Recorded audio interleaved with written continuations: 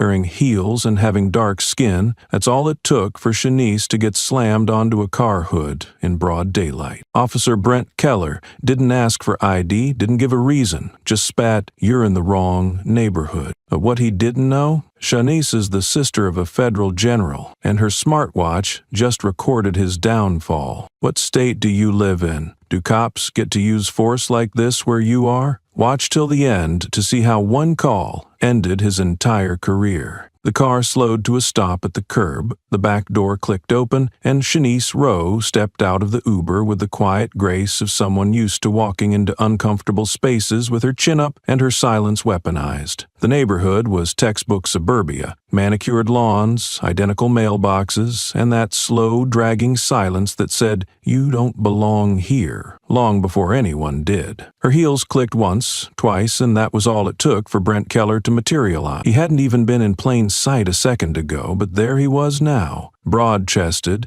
tan-uniformed, and already pulling his belt straighter, like the mere presence of someone like her required adjusting. He didn't ask her name, didn't ask why she was here or if she needed help. His eyes went straight to the red Draben heels she wore, eyes narrowing in the way men do when they feel they've caught something not quite right. "Those shoes," he said, voice sharp and full of something he didn't bother hiding, "don't look like they're made for someone going to teach school." It was more observation than question, but the way he said it, it slithered under the skin, like she'd shown up to a courtroom in a bikini, and he was the judge, jury, and moral compass. Shanice didn't flinch. Her back was still straight, her chin high. She gave him the smallest nod, not of agreement, but of acknowledgement, a kind of minimalist courtesy from someone who had measured her tone too many times in too many rooms that weren't built for her. She didn't answer him because the question wasn't real, and the conversation wasn't offered. What was happening here had nothing to do with shoes, and everything to do with who was wearing them and where. Brent took a step closer. Not aggressive, not officially, but it was the kind of step meant to claim space. "This neighborhood doesn't usually get visitors like you," he said, with an emphasis on "you" that could peel paint. "You're standing in the wrong zone. This isn't your kind of place." The words landed like spit on concrete, meant to dry fast and leave a stain. He didn't ask for ID, didn't follow procedure, because the procedure would have made this official, and official meant rules. And men like Brent didn't need rules when they had uniforms and inherited permission. "What the hell did you do?" asked. Shanice's eyes didn't drop. She didn't ask why, didn't protest, but something in the air around her shifted. She wasn't shrinking, she was holding, compact, controlled. She stood the way cliffs do before storms, unmoving, unbothered, but you knew there'd be consequences if you pushed. Her silence wasn't compliance. It was a ledger waiting for ink. Then the light changed. It wasn't symbolic, not really. Just the sun sliding a little lower in the sky, the hour pushing closer to dusk. But in that exact moment, the light caught the corner of Shanice's leather satchel, where her school ID badge swung faintly in the breeze. The badge glinted, caught full in the burn of the sunset. Her full name, the district logo, the word educator stamped just below her photo. Brent's gaze snagged on it, just for a breath. And in that same breath, the sun finished its shift, and the reflected glint bounced off the silver badge on his chest. For a second, nothing moved, just two emblems caught in a sunset standoff. Hers the mark of a teacher, his the seal of a cop. Two systems, two stories, and the air between them thickened with a charge not even the crickets dared interrupt. Neither said a word, but the whole street felt it. Behind Brent, a jogger slowed but didn't stop. Across the way, an elderly woman peered through her blinds. The moment wasn't loud, but it was sharp, tense, like a taut violin string, just waiting for something to strike it. "Oh, yeah." Brent's lips twitched. He was used to people backing down, used to people saying yes sir or fumbling for explanations, used to people folding under the weight of his presence. But she hadn't moved, hadn't pleaded, hadn't even blinked, and that got under his skin more than any insult could have, because it wasn't resistance, not exactly. It was dignity, and that was the kind of thing men like him didn't know what to do with. "You should move along," he said, tone clipped now, less amused. People get nervous when strangers linger too long. Still no question, still no legal basis, just the command of someone who didn't expect to be questioned. But Shanice didn't move. Her hand adjusted her satchel gently over her shoulder, her body language calm, but her presence anchored. She wasn't going anywhere, not because she was trying to prove something, but because this was her stop, her destination. Her appointment was with this exact moment in time. She belonged here, not because anyone said she did, but because she had earned it. And Brent, for all his warnings and posture, didn't have a next move. He didn't have a warrant, didn't have a complaint, didn't even have an excuse to write down. All he had was the growing discomfort of a man standing on the edge of authority and realizing for the first time in a long time that maybe the badge on his chest wasn't enough to justify the power he was used to wielding. Still, he lingered,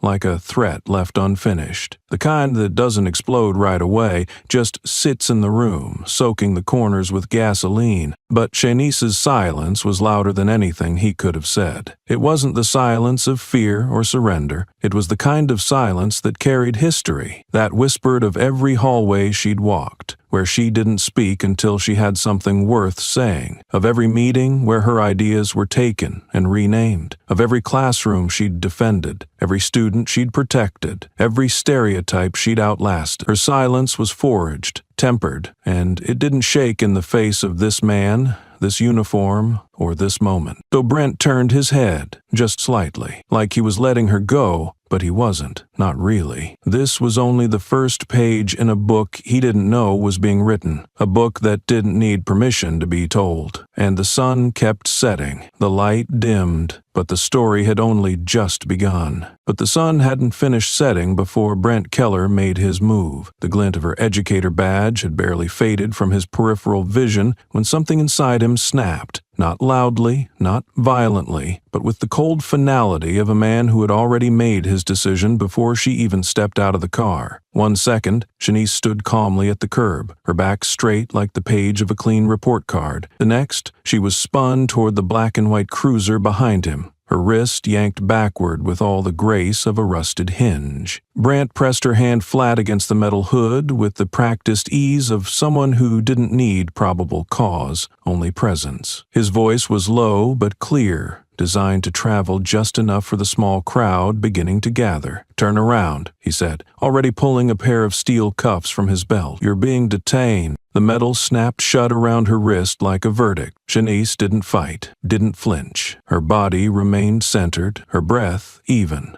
But her silence no longer felt passive. It hummed like a live wire. A quiet strength radiated from her like heat off asphalt, invisible but undeniable. Brent pressed her other arm down harder than necessary, his palm flat against her shoulder blade, trying to provoke something, anything, maybe a word, maybe a tremble. But all he got was resistance of a different kind. Not muscular, not physical, but moral. She made no sound, and yet he could feel the weight of being watched by someone who refused to dignify his abuse with even a protest. A second officer stepped forward, younger, less certain, flicking on her body camera with fingers that hesitated for half a beat too long. "This is for neighborhood safety," she said automatically, like she was reading off a manual no one believed in anymore. Her eyes darted to Shanice's face, then to the tiny crowd. A jogger with earbuds out, a woman filming discreetly from a window, a child gripping his mother's leg. The tension wasn't hypothetical. It was public now, humming through phones, simmering on sidewalks. "What am I being arrested for?" Shanice asked, her voice even and deliberate, each syllable like a blade dipped in calm. Her eyes were still on the horizon, refusing to grant Brent the satisfaction of looking at him. It wasn't defiance. It was composure so tightly wound it became its language. Her question wasn't just a request for information. It was an indictment. Brent chuckled. That ugly little noise men make when they think they've won something. "You're standing in the wrong place," he said, the mockery thick in his throat. "That's a crime round here." He didn't whisper it. He didn't need to. This was theater, and the audience was already tuned in. Shanice turned her face slightly toward him. "Not all the way. Just enough." "Are you arresting a citizen?" she asked, her voice low and steady, "or arresting a prejudice?" The sentence hit harder than any resistance could have. For the briefest second, Brent's expression faltered. Just a flicker, just enough to betray that her words had landed somewhere beneath his Kevlar ego. Then came the sneer. "I did this to your sister once," he said, close to her ear now. It wasn't a confession. It was a trophy being dangled, a verbal scar meant to reassert dominance. Brent Keller wasn't just arresting her, he was excavating history, scraping the scabs of past violence to remind her that power wasn't only in the badge or the gun, but in memory. And he wanted her to remember. Still, Shanice didn't give him what he wanted. She didn't flinch, didn't scream. She just breathed. In, out, slow, measured. Her silence was not submission, it was acceleration. It was the deep inhale before the siren, the pause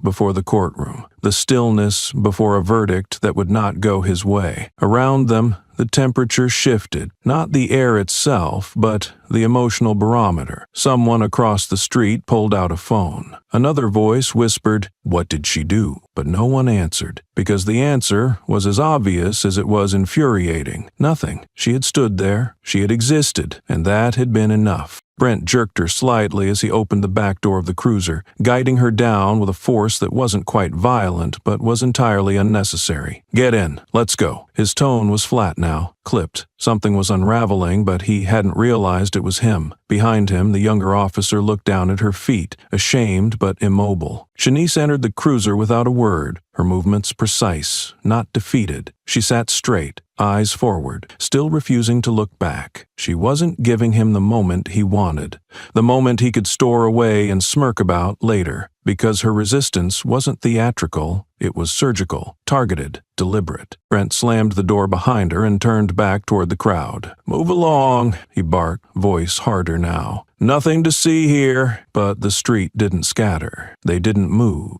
because they had seen, and what they'd seen wasn't nothing. Inside the car, Shanice could feel the cuffs biting into her wrists, not just metal, but message. The implication was loud. You don't belong here. But the cuffs weren't shackles. They were receipts, proof, and she knew better than anyone how to turn evidence into fire. Brent Keller, for all his bravado, had mistaken silence for surrender. He thought power was measured in handcuffs and humiliation. He thought pressing a woman's hands against a police cruiser was the same as pressing her down. But what he didn't understand, what he couldn't understand, was that there are women who do not bend, those who do not bow, those who walk into rooms meant to erase them and leave their names etched into the walls. Shanice Rowe was not here by mistake. He just didn't know yet how wrong he was about what kind of place this was and who it was for. Understood. Here's the next installment. The cruiser door slammed shut like a verdict, and the world outside briefly echoed with the steel sound of authority. Brent Keller stood by the vehicle with his arms crossed, exhaling with the smug air of a man who believed the scene had already played out in his favor. The cuffs had clicked, the door had closed, and the crowd, though watching, had not intervened. To him, that was closure. That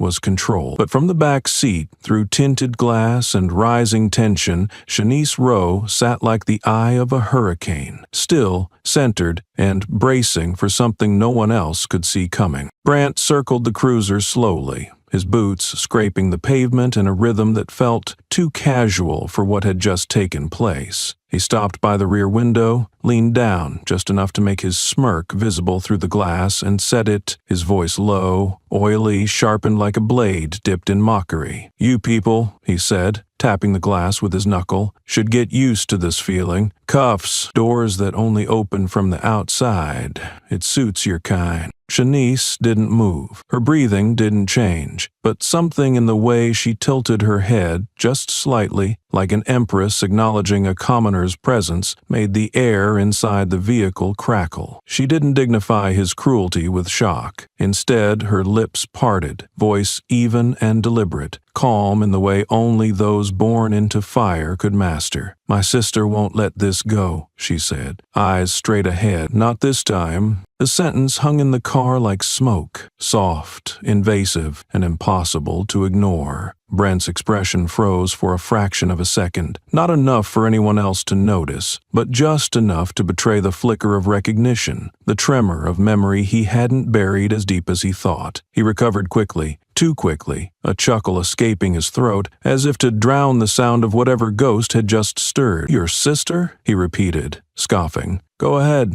call her. I'll stand right here. I'll even wait for her to show up. Hell, I could use the entertainment." He pulled back from the window, arms wide in mock invitation, as if the street itself were a stage, and he the lead in some tragic comedy only he found amusing. "Come on," he muttered under his breath. "Let's see who comes running." Inside the cruiser, Shanice raised her cuffed wrists with the quiet precision of someone rehearsed in making every motion count. Her fingers navigated the sleek face of her smartwatch, tapping a familiar sequence with the confidence of habit, not panic. The device chimed faintly, and a voice-activated line opened. Her voice was clear, directed, and stripped of any tremor. "Valerie," she said, her eyes focused on a point far beyond the street they were on. "It's him again." Silence followed, but not the kind that weakens a moment, the kind that sharpens it. Outside, the wind shifted. It wasn't dramatic, not yet, but there was a noticeable flick in the atmosphere. A dry leaf skittered across the pavement. A trash bin lid clanged faintly, and Brent,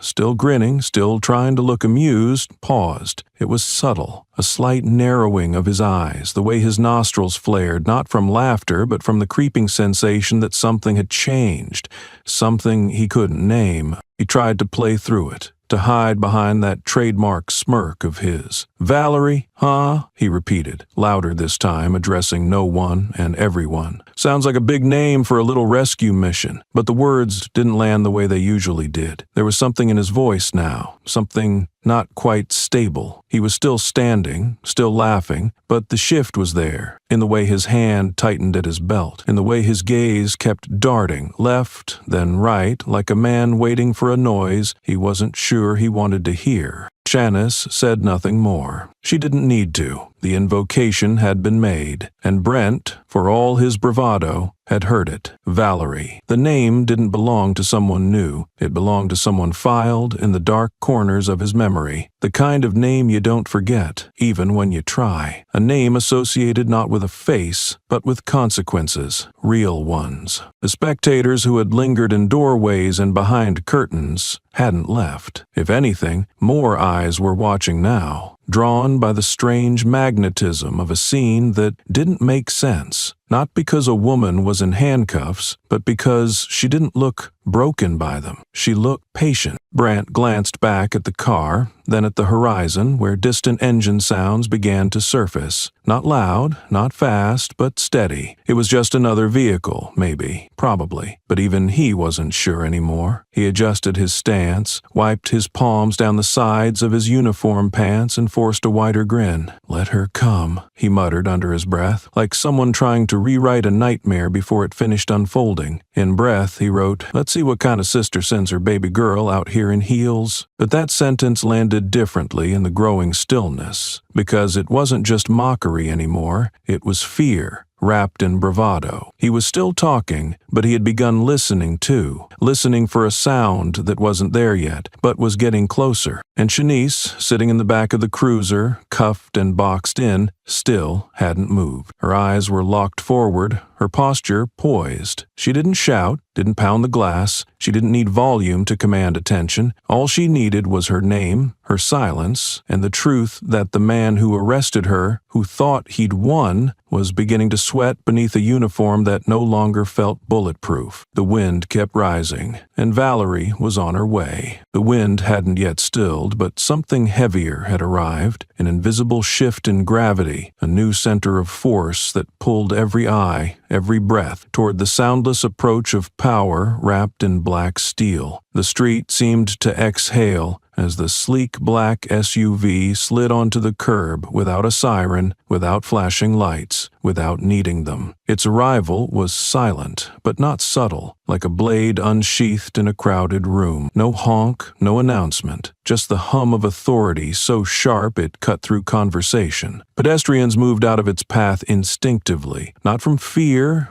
but from recognition. Some kinds of presence don't need introductions. They command space, like gravity commands mass. The SUV rolled to a stop, tires whispering against the asphalt, its tinted windows refracting the soft streetlight as if repelling scrutiny, and then the door opened. A small group of 10 dashed out of the lobby, happy, eager. Valerie Rowe didn't step out so much as emerge, unfolding from the vehicle with the slow, deliberate energy of a storm preparing to land. Her uniform was federal, dark blue cut with militant precision, its insignia catching what little light remained and scattering it like warning flares. Her rank glinted on each shoulder, a star not given lightly, a burden not worn by those who begged for justice, but those who enforce it. Her boots kissed the pavement in full silence. Her stare, when it landed on Brent Keller, sliced cleaner than any blade. She didn't speak, not to him, not to the cluster of bystanders whose phones had long since been raised. She didn't have to. Her presence filled the space with the kind of authority that couldn't be faked or borrowed. This wasn't politics. It wasn't optics. It was power, earned, tested, and now concentrated into one woman with steel in her bones and thunder in her eyes. Her gaze found Shanice through the cruiser's back window, and in that instant everything else blurred. Not a flicker of pity crossed her face, just clarity, total and absolute. Her lips parted, her voice rang out,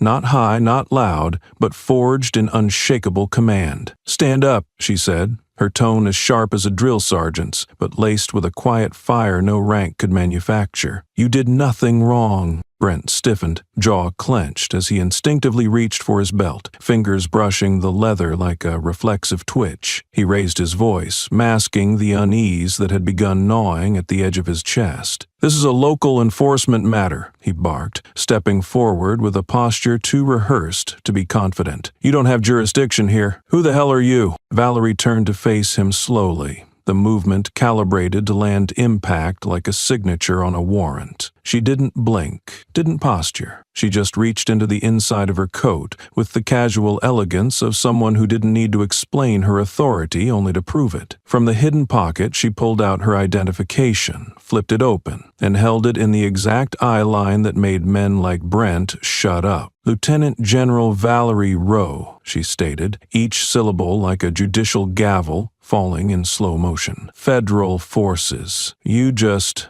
laid hands on my family." Brent opened his mouth, but no words came. The silence he tried to fill hung in the air like smoke, visible, choking, and impossible to ignore. He swallowed hard, his fingers twitching again at his side, but this time there was no smirk to cover the tremor. There was no audience left to impress, only a woman standing in front of him who outranked him not just by title, but by truth. Valerie didn't wait for his response. She didn't need one. Her voice cut through the street like a blade through silk. "Release my sister now," she said, the words stripped of any ornament, any patience. "Or I call the person who has the power to shut your whole precinct down." There was no shouting, no threat, just a declaration of capability, stated plainly in the voice of someone who had already made the call before she arrived. Her presence wasn't performative. It was procedural. It was what justice looked like when it refused to knock. And Brent Keller, for the first time in his life, looked at a woman in uniform and didn't see inconvenience. He saw consequence. Not a social media backlash, not a complaint he could bury, but systemic, structural, irreversible consequences. And though he tried to hold her gaze, his eyes broke contact first. The world around them seemed to tilt. The tension shifted. The people watching stopped recording because they didn't want to interrupt. Even the wind, which had earlier swirled with a kind of premonition, now held its breath. Valerie hadn't raised her voice.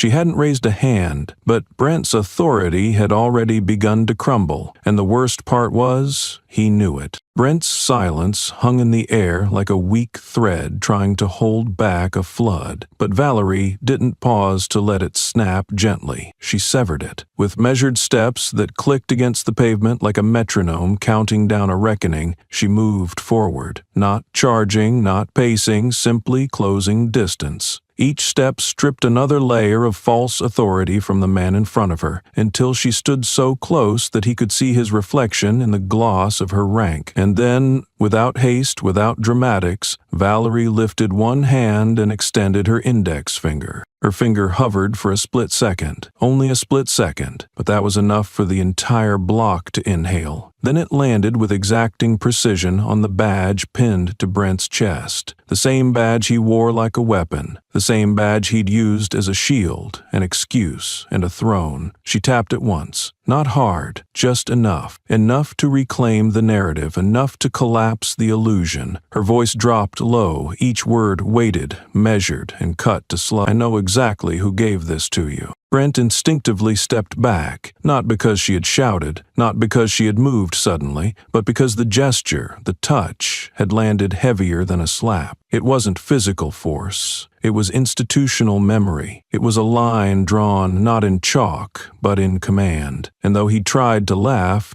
tried to summon that acid-laced sarcasm he usually wore like armor, it rang hollow, like a man knocking on a wall and hearing, "It's about to collapse." "Just because you wear a uniform," he said, his voice cracking under the weight of forced confidence, "doesn't mean you get to walk over the law." Valerie didn't flinch. Her reply came sharp, clean, like a trigger pulled by truth. "You're mistaken," she said, and the syllables struck like cold iron. "I am part of the law, and unlike you, I enforce it in daylight, not behind closed doors and excuses." Her hand dropped to her side, but the echo of that single pointed touch still rang in the air. It wasn't just a gesture, it was judgment. From the sidewalk, the spectators had stopped pretending not to stare. The street had gone so quiet that the buzz of a distant transformer became suddenly audible. A young woman, already recording, zoomed in, the lens centering on Valerie's hand and Brent's face. One calm, composed, and invincible, the other pale, rigid, barely masking the ripple of something he'd spent years denying he could ever feel: consequence. He looked down, just once, at her finger, then up to her eyes. There was no room to retreat in either direction. Valerie tilted her head slightly, not smugly, not cruelly, but like a surgeon studying the subject of an operation she'd already scheduled. "You've worn that badge like a weapon,"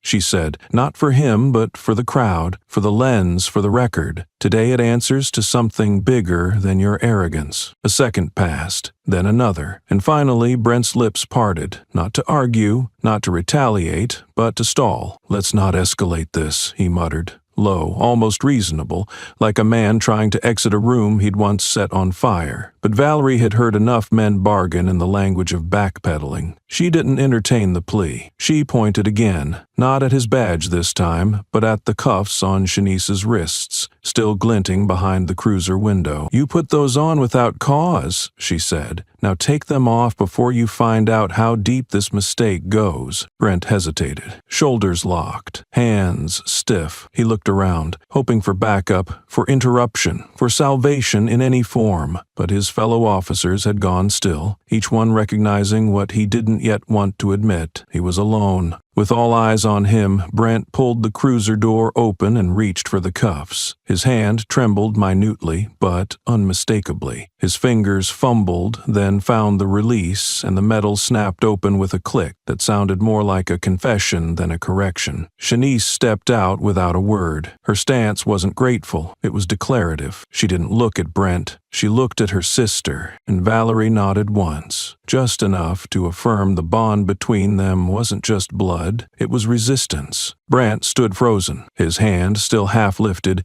the open cuffs dangling like an exposed nerve. The street remained silent, not because it had nothing to say, but because the sound of power being returned to its rightful place was a kind of music no one wanted to interrupt. The sound of the handcuffs unlocking hadn't fully faded when Valerie Rowe lifted her radio to her mouth with a calm so deliberate it felt like the air itself paused to listen. No hesitation, no consulting, just execution. Her voice came out clear, clip, and absolute, slicing through the static with a kind of weight that didn't ask for permission. It commanded compliance. Initiate Protocol 31A, on-site personnel audit, immediate. Those words weren't theatrical, they were structural. They carried codes, clauses, and consequences embedded in every syllable. And the second they left her lips, the ground shifted, not metaphorically, but physically, as the door of the second black SUV cracked open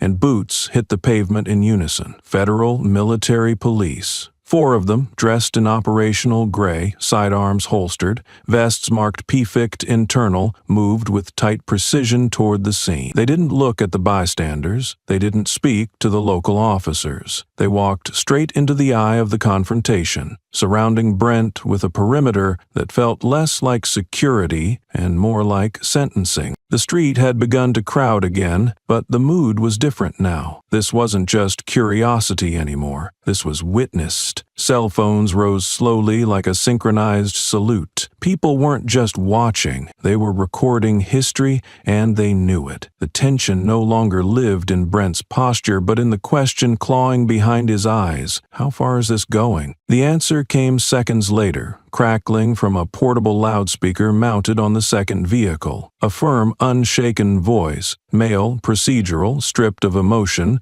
boomed across the block. Officer Brent Keller, under the authority of Federal Statute 31A, you are hereby subject to immediate on-site personnel inspection. Remove your weapon, unpin your badge, stand down for verification. The words struck harder than any shove could have. Brent didn't move at first. He stood frozen, jaw tight, the blood draining slowly from his cheeks like ink from wet paper. Every muscle in his body strained toward denial, but the command wasn't rhetorical, and the men flanking him weren't there for appearances. One stepped forward, not aggressively, just firmly, and nodded at Brent's holster. Brent's hand hovered near his belt, the tension in his fingers betraying the war inside his head. "I was doing my job," he said at last, forcing the sentence out as though it might reset everything. His voice tried for confident, but it came out coated in rust, dry, brittle, trying to carry authority it no longer owned. Valerie didn't blink. Her gaze drilled into him, steel-laced and merciless. "No," she replied, voice steady and precise. "You were abusing it. That broke something."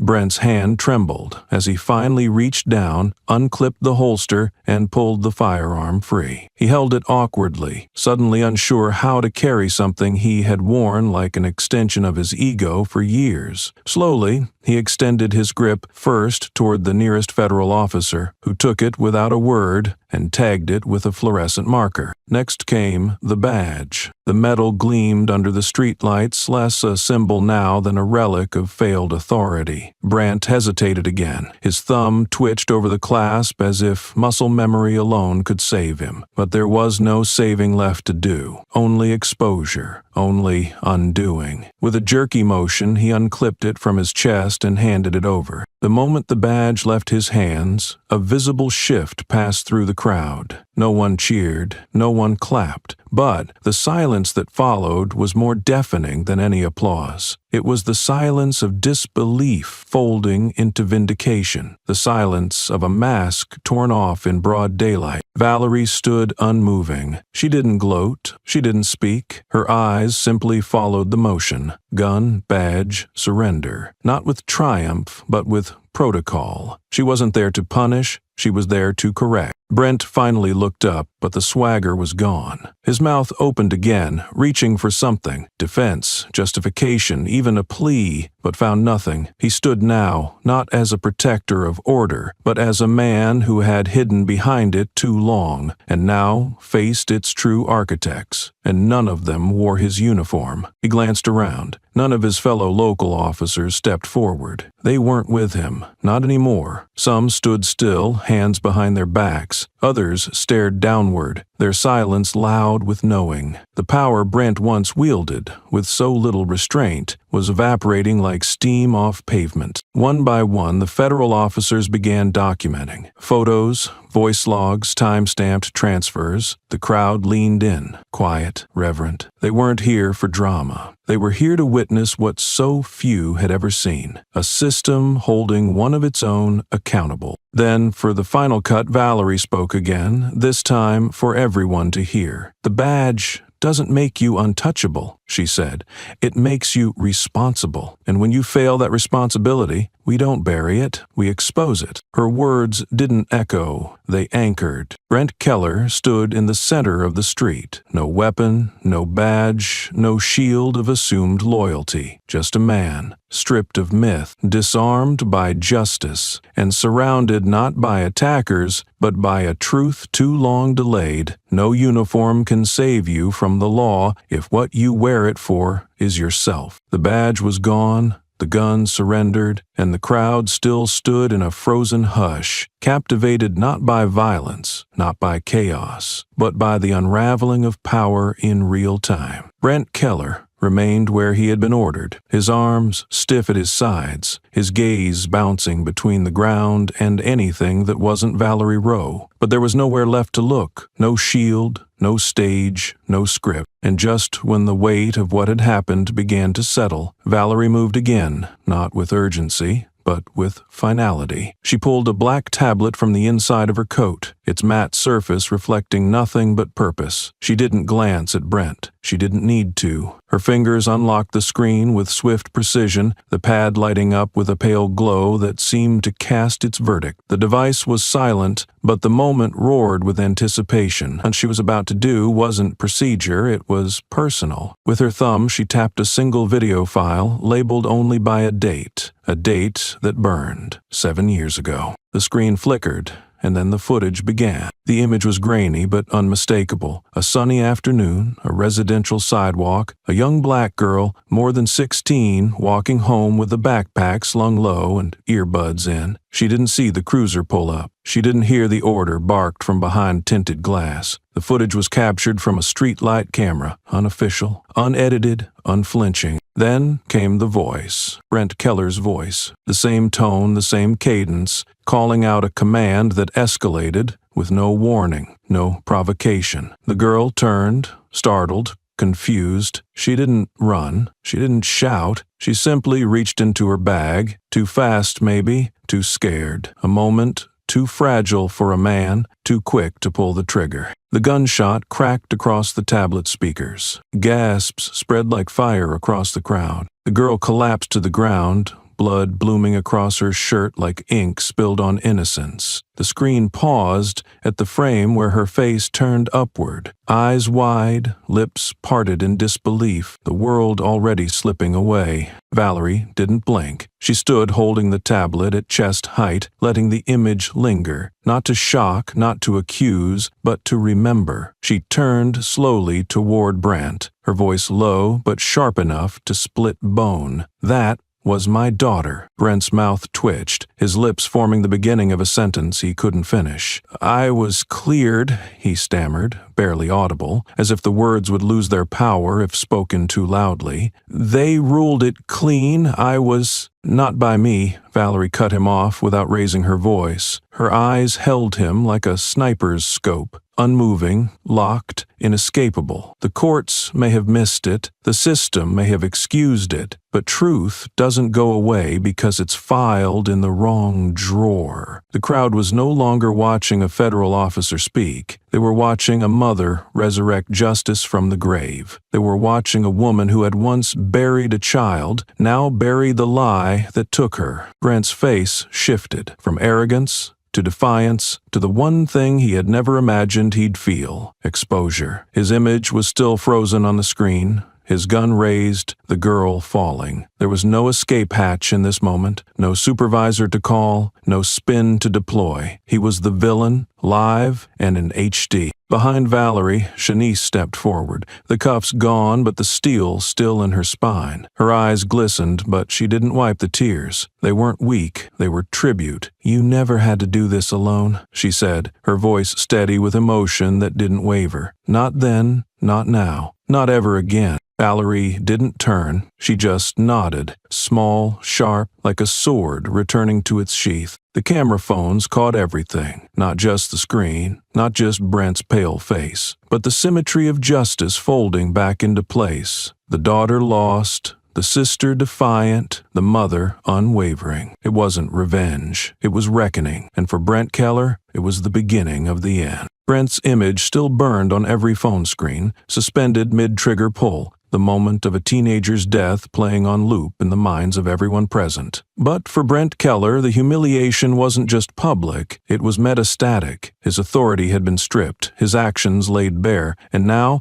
the man who once swaggered behind a badge couldn't seem to find a place to rest his eyes. His breathing came shallower, faster, and then, like a drowning man grasping for rope, he reached for his phone. His fingers fumbled as he yanked it from his back pocket, the screen lighting up before his thumb could find the right number. The name he tapped wasn't labeled lawyer or union rep, it was just a first name. But the intention was clear. Protection, a fixer, someone who had in the past swept things under polished rugs and buried truths beneath layers of red tape and mutual favors. He pressed the call icon. It rang once, then twice. Call failed. Again, failed. He blinked, tapped again, muttered under his breath like the number would change if he said it softer, but the line was dead, cut off at the source. The phone slipped slightly in his grip. The knot in his throat rose fast, but he swallowed it hard, refusing to show what was already leaking from his pores. Panic. Valerie watched from a few feet away, arms folded, expression unreadable, but eyes sharp as flint. She didn't approach. She didn't need proximity to dominate. "Trying the old hotline?" she asked, voice even, the edge so clean it glinted in the air. "The one you used every time you skirted a complaint, dodged a hearing, rewrote a report?" Brent didn't answer. He couldn't. His thumb hovered uselessly over the darkened screen. "You thought your safety net would survive this," Valerie continued. "You think I came here not knowing every name in your contact list." He looked up, and for the first time she saw it. Emptiness. Not denial, not defiance, just the slow comprehension that the escape hatch had been welded shut from the outside. Valerie stepped closer, not fast but firm, pulling a thin folder from her coat. She unfolded it in front of him, revealing page after page. Dates, memos, notations, all stamped in official ink and institutional failure. "This is your record," she said. 5 confirmed incidents, 5 formal internal flags, not one disciplinary action, not one suspension, not one word in public. Brent's jaw clenched, his lips parted, but the words caught like rusted gears, grinding in the back of his throat. "I was under pressure," he rasped, the excuse brittle, exhausted. "It's the job. You don't understand what it's like." Valerie's reply came without pause. "Pressure made you execute a teenager?" The words cracked like a whip. Even the wind seemed to still, recoiling at the weight of that sentence. The people around them watched not just a confrontation, they watched disintegration. Brent Keller wasn't unraveling. He was being peeled, layer by layer, until the only thing left was the rot. He opened his mouth again, but nothing came. His eyes darted sideways to the officers standing nearby, his comrades, his so-called brothers in arms. But they were already shifting, already retreating by inches. A silent choreography of dissociation. Not one of them stepped forward. Not one met Valerie's gaze. It was clear they weren't going to stand beside him. Not today. Not in front of her. And Brent saw it. All of it. The slow mimotion betrayal of silence. The collapse of the unspoken loyalty he'd relied on to outlast every mistake, every misconduct, every life he had ever reduced to paperwork. It was gone now, and nothing in his training, nothing in his arrogance had prepared him for this kind of exposure. Valerie didn't need to speak again. Her silence was heavier than her words. It was the kind of silence that buried reputations, the kind that reminded predators that sometimes justice doesn't roar. It stares you down until you break. And Brent, he broke, not loudly, not dramatically, but in the quiet, internal way that only men who've never faced consequences can truly understand. He stood, phone limp in his hand, eyes unfocused, shoulders no longer squared but slumped, stripped of his identity, his armor, his illusion. This was not a moment, it was a collapse. Brent Keller sat on the edge of the world he had once patrolled like a sovereign. The concrete step of the patrol cruiser's bumper pressed into the backs of his legs, but he didn't feel it, not really. His body had gone slack, as though the last threads of his performance had finally snapped. His elbows rested on his knees, his palms covering his face, but not from shame. He was past that. This was something worse. The stillness of a man watching the system he thought would always protect him suddenly decide it no longer would. While the world closed in around him, Valerie Rowe moved with unnerving precision. She stood not as a grieving mother anymore, not even as a sister reclaiming justice,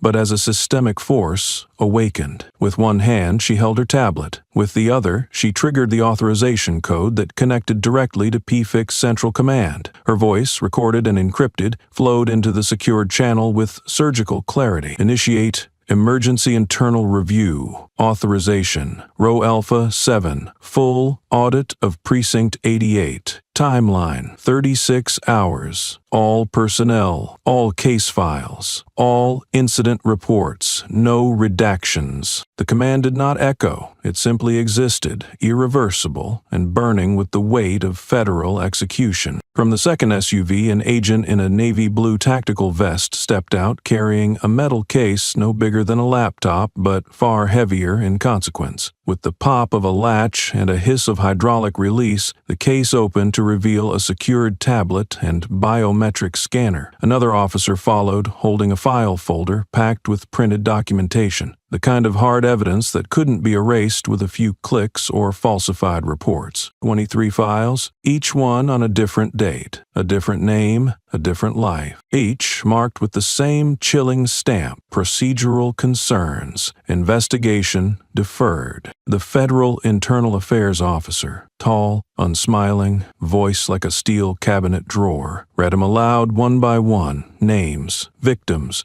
report summaries, complaints that had been buried under jargon, under peer reviews, under the false narrative of routine policing. The crowd didn't make a sound, but their expression spoke louder than any outcry ever could. This wasn't a rogue cop story anymore. This was wrought, sanctioned, fed, and protected. And it had a headquarters. Brent lifted his head for a moment, just long enough to glimpse the list before it was handed to Valerie. His eyes flicked over names he barely remembered, people he thought had disappeared into paperwork, not history. But now they were back, not as footnotes, but as proof. He pressed his fingers against his forehead as if trying to hold his skull together. The heat of exposure crawled up his neck. There was no protocol left to hide behind, no procedural noise to drown out the facts, just names, timestamps, and silence. Valerie turned to him, not with pity, not with venom, just brutal purpose. "You think this is about you?" she asked, her voice low without drama. "I'm not hunting you, Keller. I'm cleaning house for every daughter, every son, every voice that was buried under your kind of silence." He didn't respond. He couldn't. The federal team moved swiftly. The cruiser Brent once commanded was searched, its logs extracted, and the dashcam footage uploaded to the PFIC's cloud system under encrypted security. Uniformed officers who had stood frozen before were now called by name, their body cameras demanded, their badge logs scanned. One of them, a younger man with sweat beading at his collar, stepped forward with trembling hands to hand over his footage. It was happening. Not a moment of justice, but a cascade. One officer looked at another, then down. Another reached for his belt as if questioning the weight of his badge. The uniforms that had once signaled control now looked like liabilities. They weren't just witnesses now. They were subjects of inquiry. Valerie remained silent for a moment, letting the sound of the process speak for itself. She didn't need to shout. The institution was speaking now, and she had taught it a new language. Phones buzzed in the pockets and hands of civilians nearby. Screens lit up not with texts, but with headlines, notifications, breaking alerts flashing red across news apps. One man, an older bystander in a canvas jacket, held his phone up just high enough for those around him to see. Breaking.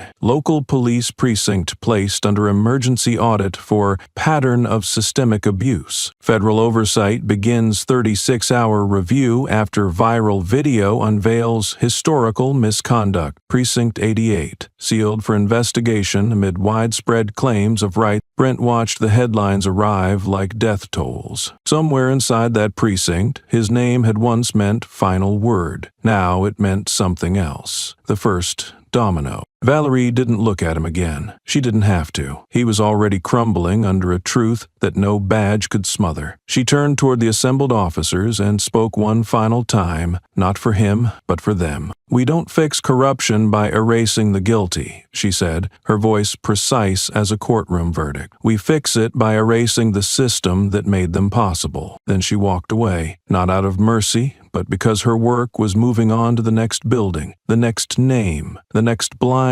spot in a country full of them. Justice didn't live in punishment, it lived in prevention, and Valerie Rowe had just turned the spotlight on. The sunlight had shifted by the time the final blow arrived. Not the kind of blow that echoes or splinters, but the kind that ends something quietly, officially, and without appeal. Brent Keller was no longer a man waiting for judgment. He was a man watching the last pieces of his constructed identity fall into a black file folder. He didn't stand when they approached. He remained seated on the curb outside his precinct, hands loose on his knees, face vacant. The uniform he had worn like armor now looked oversized on his frame, baggy where pride had once filled the seams. The same hands that had once cuffed citizens without question now sat motionless, not from restraint, but from resignation. The Internal Affairs liaison didn't speak with flourish. There were no speeches, no drawn-out formalities, just a single, sharp sentence, delivered with the dryness of a bureaucratic blade. "Mr. Keller," she said, eyes glancing once over the tablet before her, "following today's findings and under Internal Code 11C, you no longer qualify for departmental benefits, including retirement compensation, effective immediately."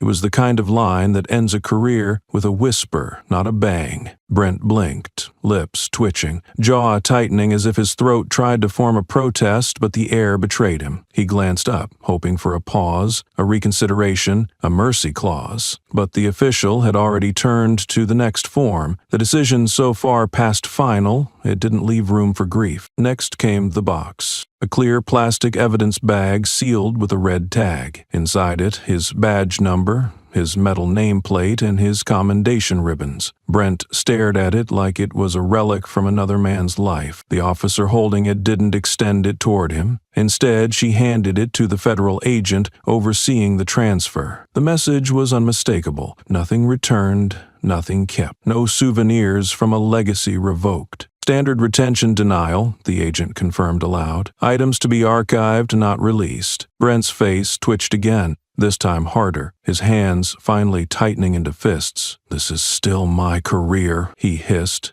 Not loud, but pointed, like a man drowning with his mouth barely above water. "You can't erase all of it." Valerie Rowe stepped forward, a file folder in hand, her movements composed, her expression calm but cold. She didn't raise her voice. She didn't swing her rank like a weapon. She simply opened the folder and removed one final document, the City of Stillwater Police Memorial Registry. Brent's name was listed on page 42. Without fanfare, without ceremony, she drew a single black pen from her coat pocket and made a line through it. One line, clean, permanent. "I'm not erasing you," she said, her eyes meeting his. "You did that yourself. I'm just making it official." Brent's breath hitched. He looked around, hoping, desperately, for someone to meet his gaze, someone to step in, someone to argue that maybe this had gone too far. But the onlookers didn't blink. Their eyes were unflinching, hard, final, not vengeful, but resolved. He opened his mouth again, but no words came. His throat betrayed him. His pride choked him. And Valerie, still holding the registry, didn't break eye contact. "Your honor wasn't stolen, Brent. It wasn't targeted. It wasn't politically sacrificed. You handed it away, piece by piece. Every time you pulled that trigger too fast, every time you turned off your camera, every time you thought silence would save you. What you lost today wasn't taken. It was the debt coming due." With that, she closed the file. Slowly, deliberately, the soft click of the folder's edge sounding like the final note of a verdict. The ceremony was over. There would be no legacy, no pension, no retirement speech, no name in the alumni registry of the city protectors. Only paperwork, only a red-sealed file in a basement archive, and a name that future recruits would learn not in admiration, but as a warning. And as Valerie turned away for the last time, Brent Keller remained seated, no longer a cop,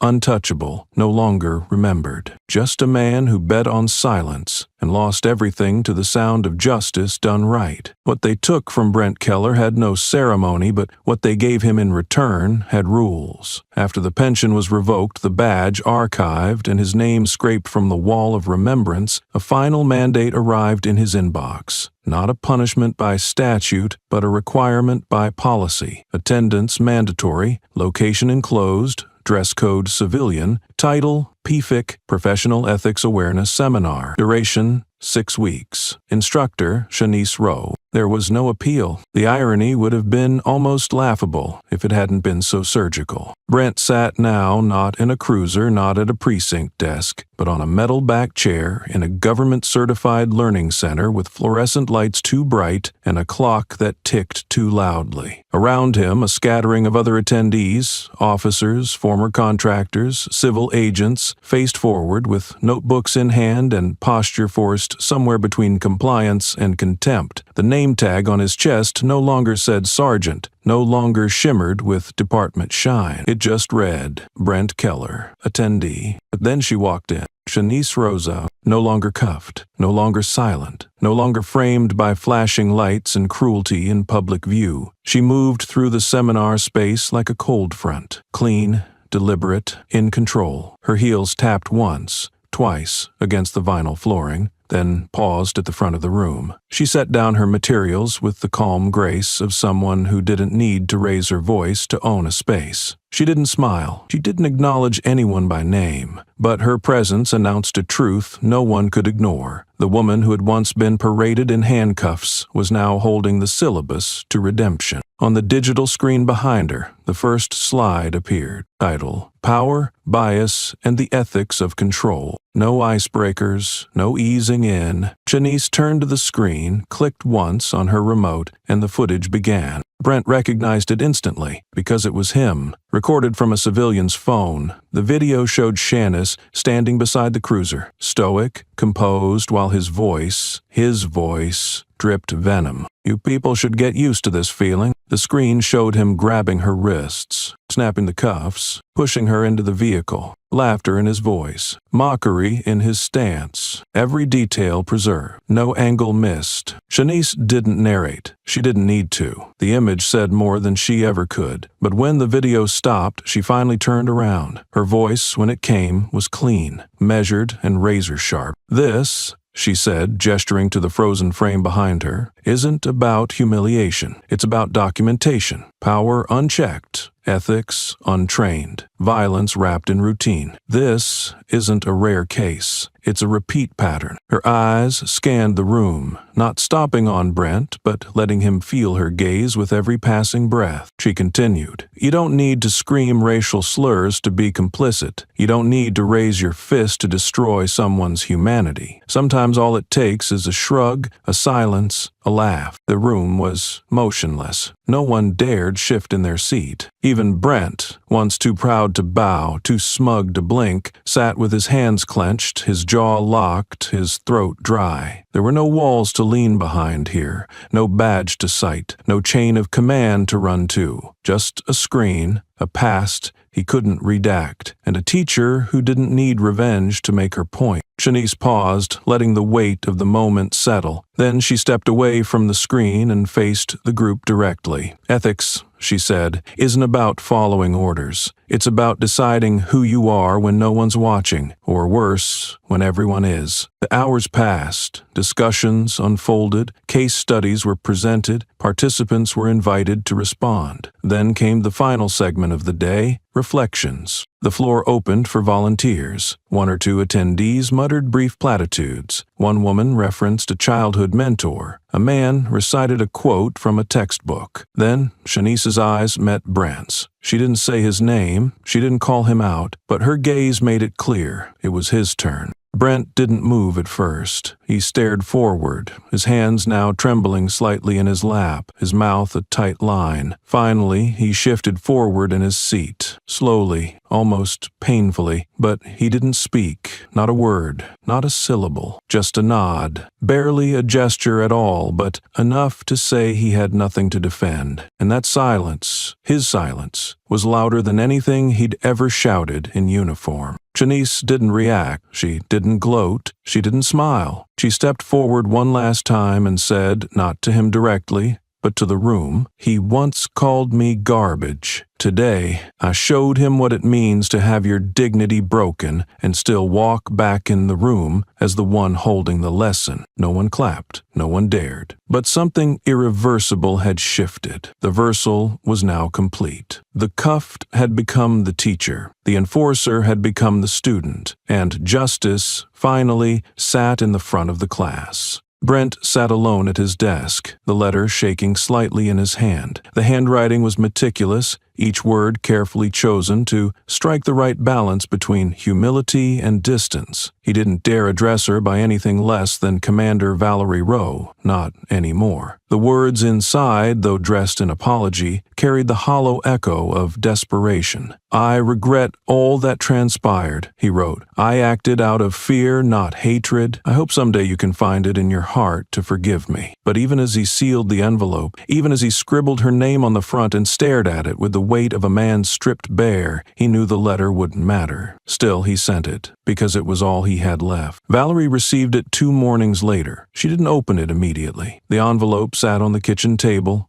unopened, untouched, next to a half-drunk cup of black coffee and a worn photo of her daughter. Outside, the sky was dry and gray, heavy with a silence that had long since ceased to be peaceful. When she finally did open it, she didn't read it all. Halfway through the second paragraph, she stopped, folded the page gently, drove in silence. She arrived at the cemetery with no fanfare, no entourage. Her boots made a steady crunch against the gravel path leading to the headstone. There, the grass had grown in thick since the last cleanup, but the marker remained clean, polished, defiant. She knelt, set the letter down at the base of the grave, and stayed a long moment in stillness. Then she stood and walked away. The wind picked up. The letter lifted slightly, then flopped down again like a flag without a pole. Eventually, it caught air, tumbled through the dirt, collected in a puddle, and dissolved slowly into the mud. Grant's words drowned quietly, absorbed into the earth, too late for the girl who would never read them. Back home, Valerie sat by the window, eyes scanning the empty street while the shadows of late afternoon bled into evening. The world outside continued spinning, indifferent to the rituals of grief or the theatrics of a man too late to matter. She placed her daughter's photo on the table, worn at the edges, cracked slightly at the corner from years of travel, but unbending. The kind of face that demanded memory, not sympathy. The kind of girl who once danced in kitchen light, fearless and loud, until she was turned into silence by someone who mistook her for a threat. The letter haunted nothing in this house. It didn't echo, it didn't scream, it simply failed. Failed to carry the weight of a lost future. Failed to speak in a voice the dead might have recognized. Failed to admit with any dignity the permanence of its consequence. Across town, Brent sat in silence. The apartment he now called home was a fraction of the space he once inhabited, and twice as loud in its emptiness. The walls didn't echo, they accused. Every object around him was sterile, rented, impersonal, reminders of the permanence of temporary living. His badge was gone, his pension rescinded, his name scrubbed from the city's memorial roll for law enforcement. The letter had been his last attempt at redemption, but deep inside, he knew it was less about seeking forgiveness. He tried not to watch the news anymore, but curiosity was venom. Headlines still circulated. Former Officer Keller stripped of all federal recognition. PFIC confirms completion of internal review. Triggered by Keller case. Commander Valerie Rowe declines honor, demands system reform. They weren't just footnotes in a scandal. They were indictments with legs, walking across every screen in America, and he was the cautionary tale. He picked up his phone, scrolled through old messages, typed and deleted more drafts of things he'd never send. A photo popped up, an old one, him with other officers, all arms slung around each other in matching blues, full of bravado. He turned the screen off. The man in that photo didn't exist anymore. Maybe he never had. Meanwhile, Valerie moved forward, not because she forgave, but because she refused to be anchored by the dead weight of other people's regrets. She gave lectures now, not about pain, but about policy, ethics in enforcement, institutional failure, restorative practice without performative apology. When asked about Brent, she never said his name. She simply said, "Some people want to be remembered as good. I'd rather they be remembered as responsible." Later that week, Shanice found her sister standing on the porch, arms crossed, breath rising in soft clouds into the night air. "You ever wish you'd read the whole thing?" she asked. Valerie didn't hesitate. "No," she said. "What matters isn't in the pages. It's in what he failed to stop." Shanice joined her, both women looking outward toward a city, trying to remember how to be decent again. Streetlights flickered like faint apologies across rooftops. Somewhere in the distance, sirens howled. Not in violence this time, but in duty. Valerie's voice was quiet. He'll tell himself he tried, but he didn't try when it would have counted. He had power and chose silence. He had the opportunity and chose cruelty. And now he wants absolution without consequence. Shanice nodded. He wants to believe the worst thing he did was right too late. But it wasn't the letter. It was every moment he wore that badge-like armor while turning it into a weapon. Weeks passed, but the echoes of Brent's letter didn't fade. They simply found new silence to inhabit. Valerie received another invitation, this time from a college ethics class, wanting her to speak about institutional accountability. She declined, not out of anger, but clarity. "You don't need my grief to validate your syllabus," she had replied. "You need policy." Brent, on the other hand, tried one more time to speak publicly. An op-ed draft sent to 3 local outlets. One published it. Not because it was angry or defensive, it wasn't. It was polished, apologetic, and thoroughly reviewed by his lawyer, and that was precisely why it failed. It read like a plea for leniency, not an act of moral reckoning. Editors saw through it. The world had moved past his narrative. In a support group for dismissed officers, he sat across from men who still clung to their delusions. Brent didn't speak there either. What could he say? Had justice caught up? The badge didn't save him? That a black woman he once mocked now stood where he used to, only higher and with earned authority? Meanwhile, Valerie walked the halls of PFIC, passing portraits of other women who had chosen justice, not for fame or reward, but because they couldn't bear silence. A new mural was being painted in the atrium. A young girl with sharp eyes and a school book clutched like a shield. Valerie paused and watched the strokes fill in the color of the coat her daughter wore the day she died. She didn't cry. She nodded. The image spoke what the letter never could. Later that night, Shanice read the news out loud. Former Officer Brent Keller's name removed from all federal law enforcement registries. Valerie didn't flinch. "It's not erasure," she said. "It's correction." A few days later, she returned to the grave. The earth had hardened, the grass slowly reclaiming its ground. There was no trace of paper, only soil and silence. She stood for a long moment, hand resting on the cold top of the stone. Then she whispered, not to Brent, but to the child she could still see in her dreams. "They can't undo what they did to you, but I made sure they'll never do it to another." Behind her, the sky was shifting. Somewhere, a city council rewrote a statute. Somewhere else, a young girl studied law. And somewhere far behind, Brent sat in silence, knowing now that not all letters get read, and some wounds, no matter how well worded the apology, don't deserve to be forgiven. The fluorescent lights buzzed faintly overhead, casting a clinical chill across the room. It was the third week of Brent Keller's mandatory ethics rehabilitation program, a class ironically titled Perception and Power in Public Duty. But today, the tone in the room shifted before a word was spoken. Shanice Rowe walked in with her usual grace, but something in her posture announced that this was not going to be an ordinary session. She placed her laptop on the podium without a glance at the audience, and the quiet tension was almost tactile. Brant sat in the third row, isolated despite the bodies on either side. He had stopped making eye contact 2 classes ago. Shanice clicked a remote, and the room went dark except for the white glare of a screen. An audio waveform appeared, jagged and pulsing. Then a voice, unmistakably his, filled the room. "They're just a bunch of damn monkeys, always looking for a reason to cry foul." The words sliced through the air like rusted wire. Even without a face, the venom in the voice was intimate. Brent shifted in his seat, but his movement didn't mask the heat rising in his cheeks. The other participants turned,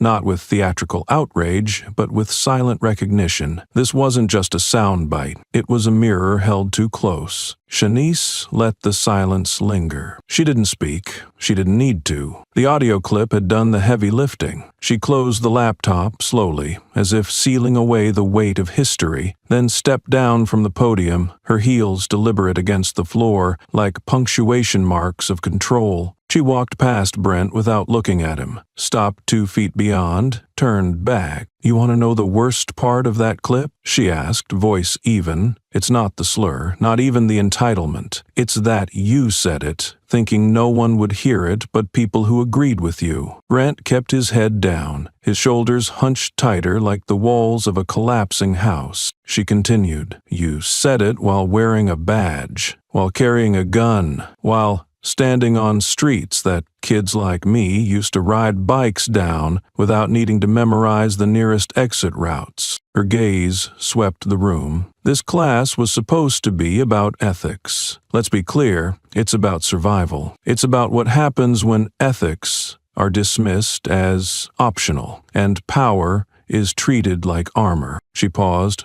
her breath calm. "I'm not here to shame you, Brent. That would be too easy. I'm here to show you what accountability looks like when it comes from the people you tried to erase." Shanice turned back toward the screen and pulled up another slide. This one a still image from a police dashboard camera, time-stamped, muted, cold. Brent's figure stood in frame, his face angled away, but recognizable. The audio wasn't needed anymore. The implication had weight enough. Shanice didn't speak for a moment. The silence bore down with more gravity than any lecture. Then she pointed, not dramatically, just steadily, toward the face frozen on the screen. "That man once called me something subhuman," she said, voice stripped of sentiment. "And yet here I am, leading the conversation he never thought he'd have to attend." Brent finally raised his eyes, cautiously, like testing water that might still boil. He tried to read her expression, but there was nothing to parse. No pity, no satisfaction, just presence. Shanice stepped closer, pacing slowly,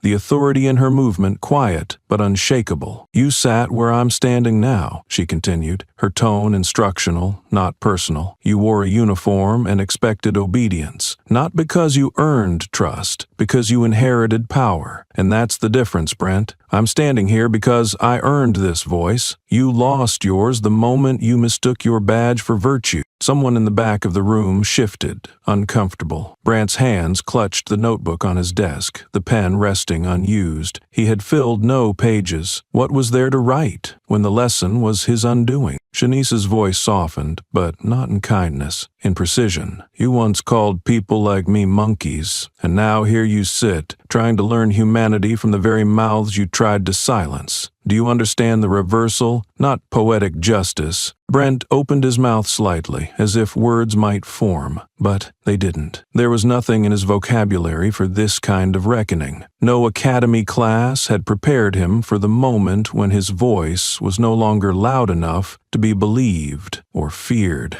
Shanice stood still. I don't hate you, Brant, she said plainly. Hatred would mean you still hold a piece of me, but you don't. I took that back. She turned from him, walking back toward the front, but just before she reached the podium, she stopped once more. You said you didn't think it would go this far, that this class, this exposure, this what consequence wasn't supposed to happen. She looked at him again, fully now, her eyes calm. No, Brent, what you didn't think was that we'd ever stand up. That's the part that shakes you. Not that you feel, but that we rose. The room held its breath. Brant's shoulders collapsed slightly, his jaw flexing with a pressure he couldn't release. But the man still didn't speak. Silence had become his default setting now, a punishment more effective than any sentence. Shanice didn't gloat. She simply moved forward, switching the slide on the screen again. This time a photo appeared. It was her, 6 years younger, standing on the sidewalk. Face stoic as two officers stood behind her. Brent was one of them. His eyes in that picture weren't just confident, they were convinced of superiority. Convinced that the woman he caged had no future beyond the cuffs he wielded. I remember that day, Shanice said, not because of what you did, but because of what I promised myself after. She let the words fall slowly, like bricks setting a foundation. I promised I would never be in a room where someone like you got to control the narrative again. A flicker passed Brent's face. Not regret, recognition, as if he'd finally caught up with the timeline that had sprinted ahead without him. I used to think silence was survival, Shanice continued, that if I stayed quiet, I might get to walk away in one piece. But you taught me otherwise. You taught me that silence only makes room for louder cruelty. There were murmurs in the back now, participants shifting in their seats, not from boredom but from the weight of watching an old order buckle under truth. This wasn't just about Brent. This was about every smirk, every unchecked insult, every quiet room where power went unquestioned. Some of you, she said, turning to the rest of the class, might think this is personal. It's not. It's systemic. Brent's voice was just the one caught on tape. But ask yourselves, how many of you thought the same way and simply never said it out loud? The room froze. No one answered. And that silence was an answer in itself. Brent finally spoke. His voice was hoarse, dry. I didn't mean it like that. Shanice turned, not surprised, but deliberate. Mean what? She asked. The slur or the hierarchy it came from? Because what you meant doesn't matter nearly as much as what it meant to us.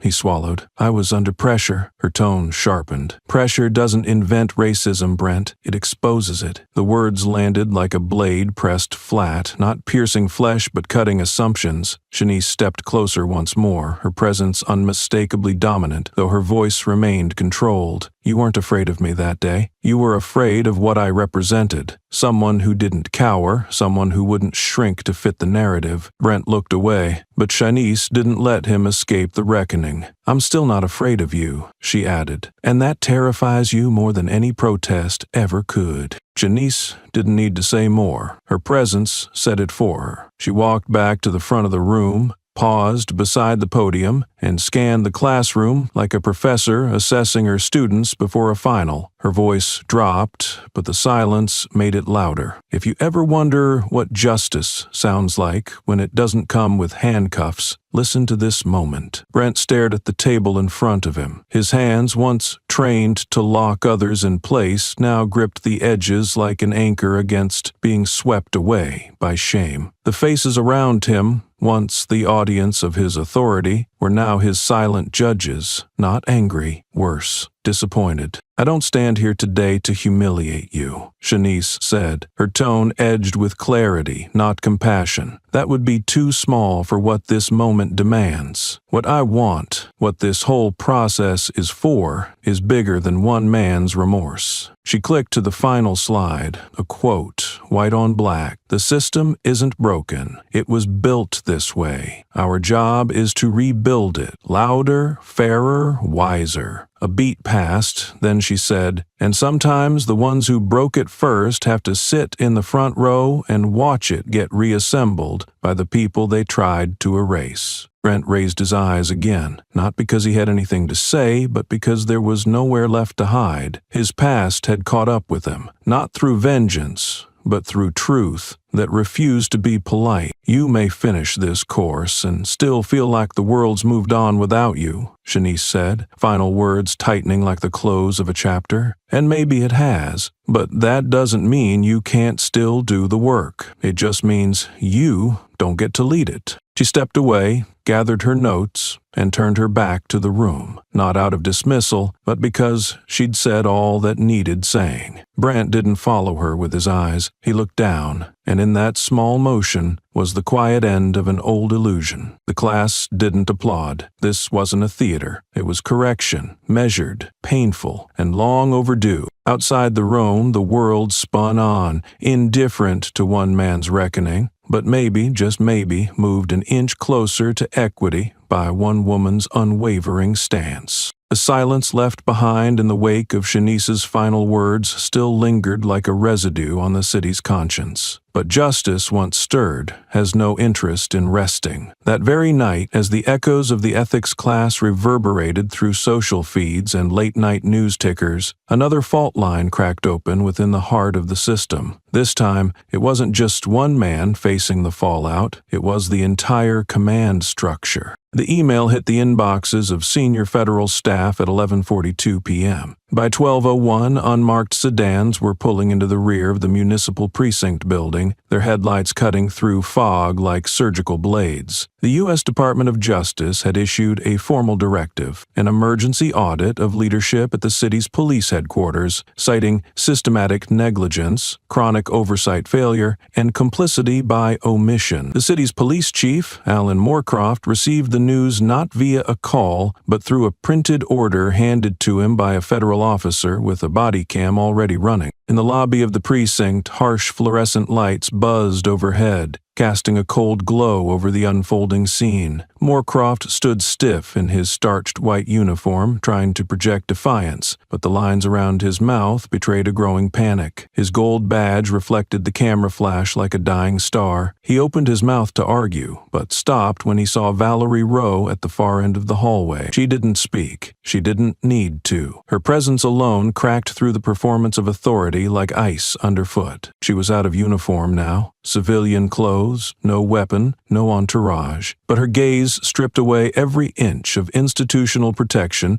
Moorcroft had wrapped himself in. He looked down. For the first time in his career, he did not stand behind a podium to speak. He stood behind consequences. The press arrived minutes later, tipped off by someone who knew the public had the right to witness this. A junior federal agent read the charges aloud. Suspension without pay, pending federal investigation into departmental corruption, use of force irregularities, and repeated failures to act on officer misconduct despite documented evidence. The cameras panned from the reading to the chief's face, red, clenched, but mute. Valerie remained silent, leaning against a pillar in the shadows. The lens caught her only once, one brief frame, where her eyes met the chief's across the room and didn't flinch. That image, a silent confrontation between power stripped and power earned, traveled faster than any headline. It was tweeted, posted, memed, and captioned before the sun even considered rising. But no line cut deeper than the one that began circulating with it. Silence equals complicity. The system finally learned the lesson. Outside, a crowd had gathered. Word spreads when history unfolds. Students, veterans, parents, and strangers packed the front steps of the precinct building, holding candles, phones, and hastily made signs. One stood out: "Justice doesn't sleep." The phrase was chanted softly at first, then louder, until it filled the block with rhythm. Not angry, resolved. Inside, Moorcroft signed the acknowledgement form with trembling hands. The pen, standard issue, blue ink, looked foreign in his grip. A formality, yes, but more than that, a quiet admission that the armor of silence was no longer bulletproof. And outside the walls, the people watched, not with torches or rage, but with eyes that had finally, undeniably, become unblinded. Inside the command office, once the inner sanctum of unquestioned power, the room had taken on a different tone. The portraits of past chiefs lining the walls suddenly looked less like a legacy and more like evidence. The air was stale, with a silence too heavy to breathe comfortably. A secretary, used to hearing orders barked across desks,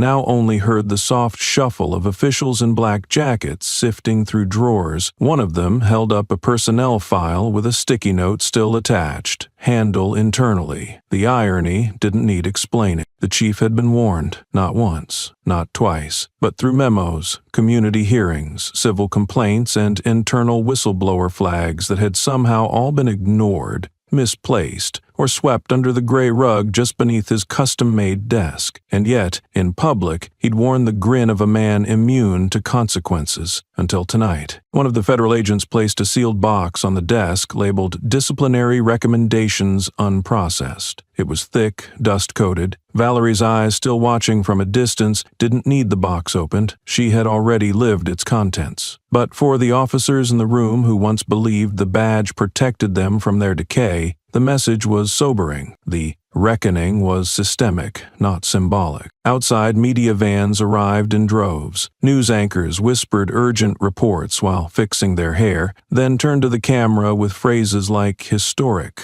"unprecedented," and "a moment of national introspection." Protesters had become protectors of truth, of accountability, of a city that had too long whispered over its wounds. And somewhere in the crowd, a teenage girl held up a digital tablet playing the now uncomic video of Valerie's finger pointed at Brent's badge. Above it, a caption flickered: "Justice isn't loud, it's inevitable." Back inside, the newly assigned federal oversight officer clicked a pen 3 times before speaking. "You had years," she said, directing her gaze at Chief Moorcroft. "Years to act, to intervene, to discipline, or at the very least acknowledge that your officers were operating unchecked. And yet the only thing you managed to protect was the illusion of order." The chief started to respond, but Valerie finally stepped forward. Her voice, cool and exact, landed like weight against marble. "You promoted him, didn't you, Brent? After the first shooting report, you signed his commendation. I've seen the paperwork." The chief's mouth moved, but his voice caught. A weak protest stumbled out. "It wasn't that simple." "No," she interrupted. "It was that simple. You just chose the easier lie." Her words didn't rise. They sank deep into the marrow of everyone listening. There was no need for grand speeches. She wasn't here for spectacle. She was here to be the reckoning the system had spent decades avoiding.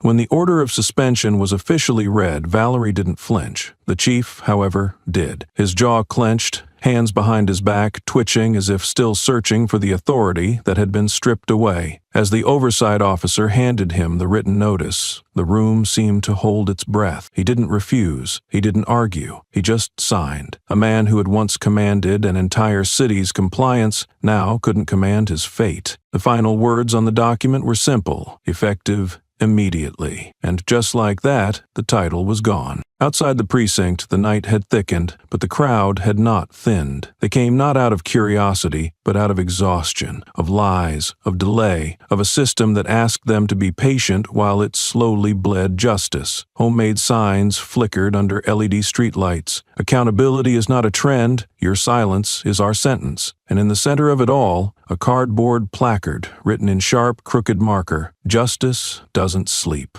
A reporter whispered into a live mic, "For the first time in decades, this building isn't just a police station, it's a crime scene." Valerie didn't linger in the spotlight. She stood beneath the overhang, arms crossed, eyes locked on the station's second-floor windows. Somewhere up there, the office that once overlooked the city now held a man looking down at the very people he had ignored. Chief Moorcroft, stripped of power but not of memory, watched the city remember everything he had tried to bury. The weight of omission had come full circle. His image flickered briefly on someone's phone screen as a live stream zoomed in through the glass. He was pacing, rubbing his temples, glancing at the suspension letter like it might rewrite itself. But the people outside weren't watching him anymore. Their focus had shifted toward each other, toward Valerie, toward the idea that someone could pierce the armor of institutional arrogance without shouting, without blood. And then a voice from the edge of the crowd, a child's voice,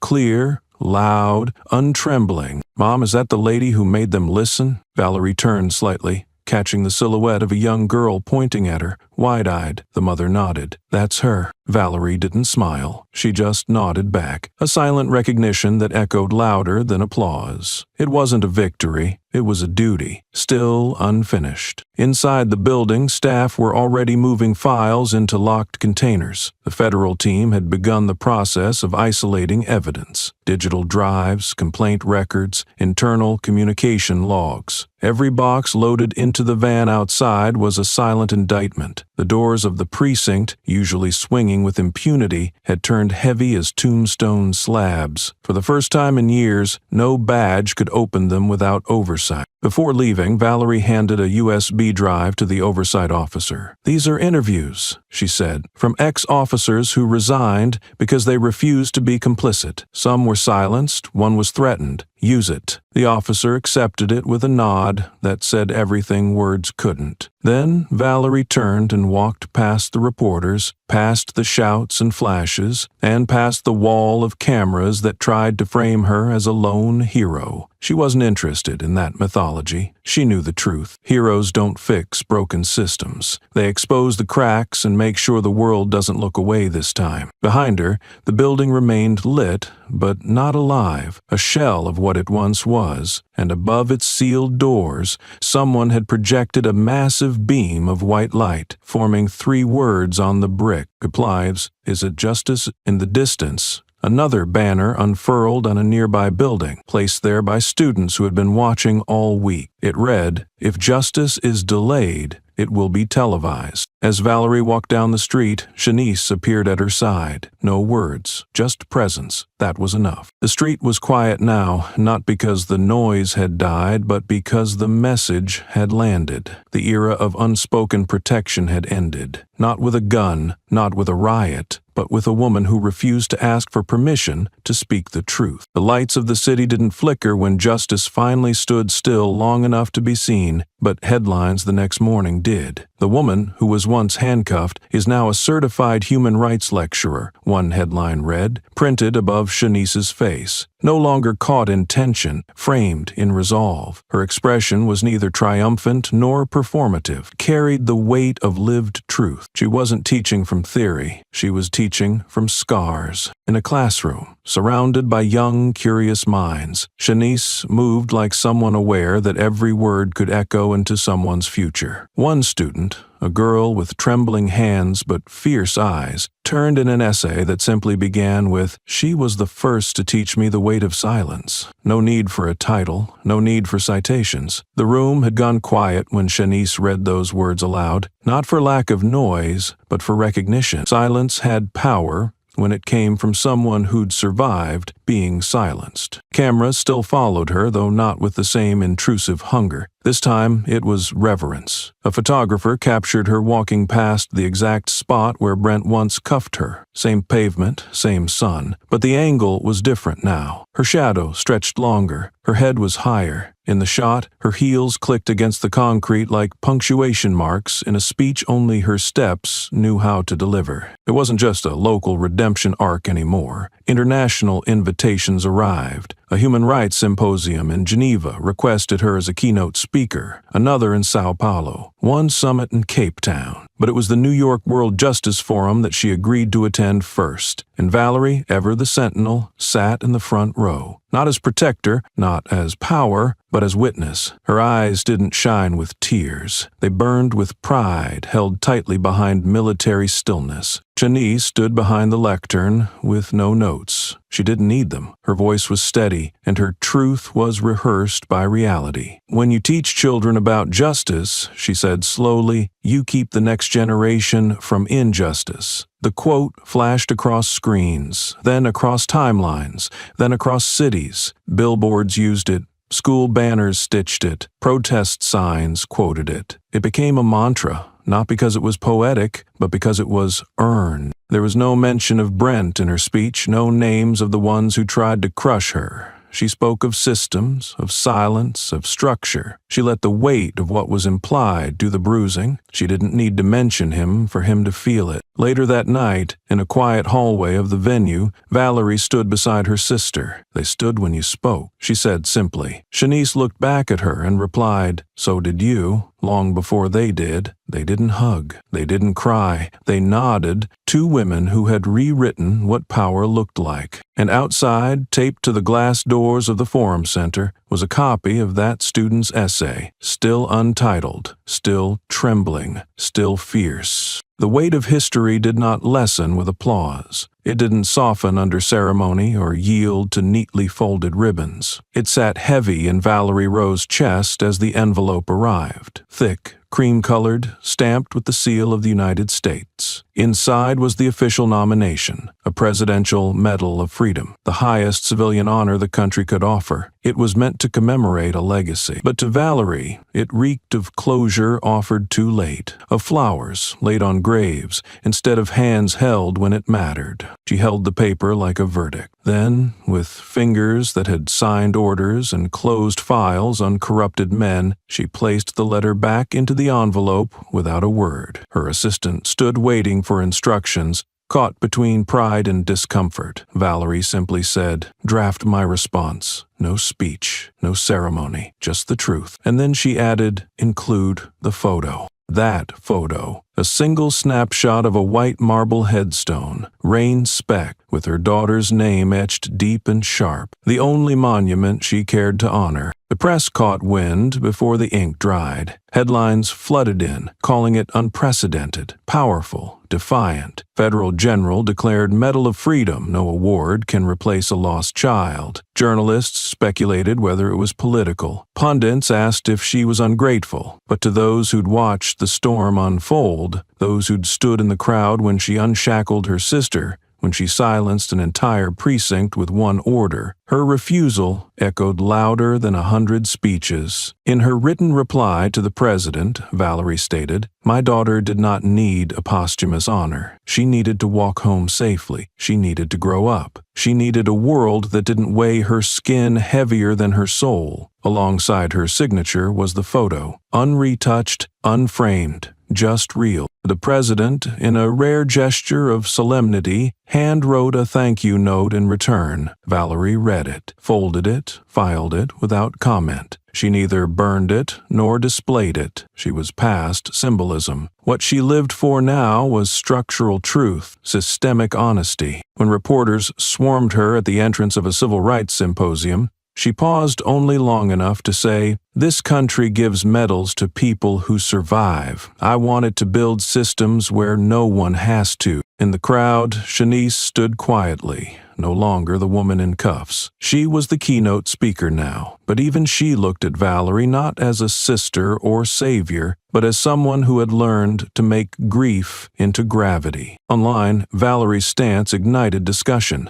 Not hashtags, not trends, reverence. A quote surfaced from a student who had seen her speak months before. Some people deserve statues, but they choose to stand. Commentators tried to frame her as bitter, as damaged, but every time they did, someone replied with footage of her standing silently beside her daughter's grave. No theatrics, no tears, just presence, and it silenced the noise. She did not seek vindication. She didn't need it. What mattered was that when her name was brought up in future textbooks, it wasn't for what she accepted, but what she refused to. Valerie never stepped onto the stage prepared for her. She never touched the velvet-lined box where the medal lay. Instead, she stood across the street, watching dignitaries file into the hall, their shoes clicking against marble that had never felt blood or grief. She wore no dress uniform, no ribbons, just black, plain, sharp, absolute. The reporters saw her, cameras turned. She raised one hand, not in salute, but as if to halt the world for a moment, and then she walked away. That night, while others toasted to progress, Valerie sat alone on her porch with a single cup of black coffee and the envelope from the White House on her table. She hadn't opened it again. She wouldn't. The medal meant to acknowledge her leadership now felt like a late apology sent to the wrong address. She thought of her daughter, not the body, not the tombstone, but the laugh that used to echo through the hall, the child who danced barefoot in the kitchen, the teenager who quoted Baldwin and studied criminal law. The voice was silenced too soon. No medal would ever echo loud enough to replace that. Social media is flooded with tributes. One post went viral with over 5 million shares. She turned down the nation's highest honor because it didn't rise high enough to meet her loss. Another said she buried her child, then buried the system that killed her. The medal was too small. Valerie did not reply to any of it. When a reporter tried to catch her walking into a private panel, asking, "Don't you think turning it down sends the wrong message?" she stopped, turned, and said in a voice so still it cracked the air,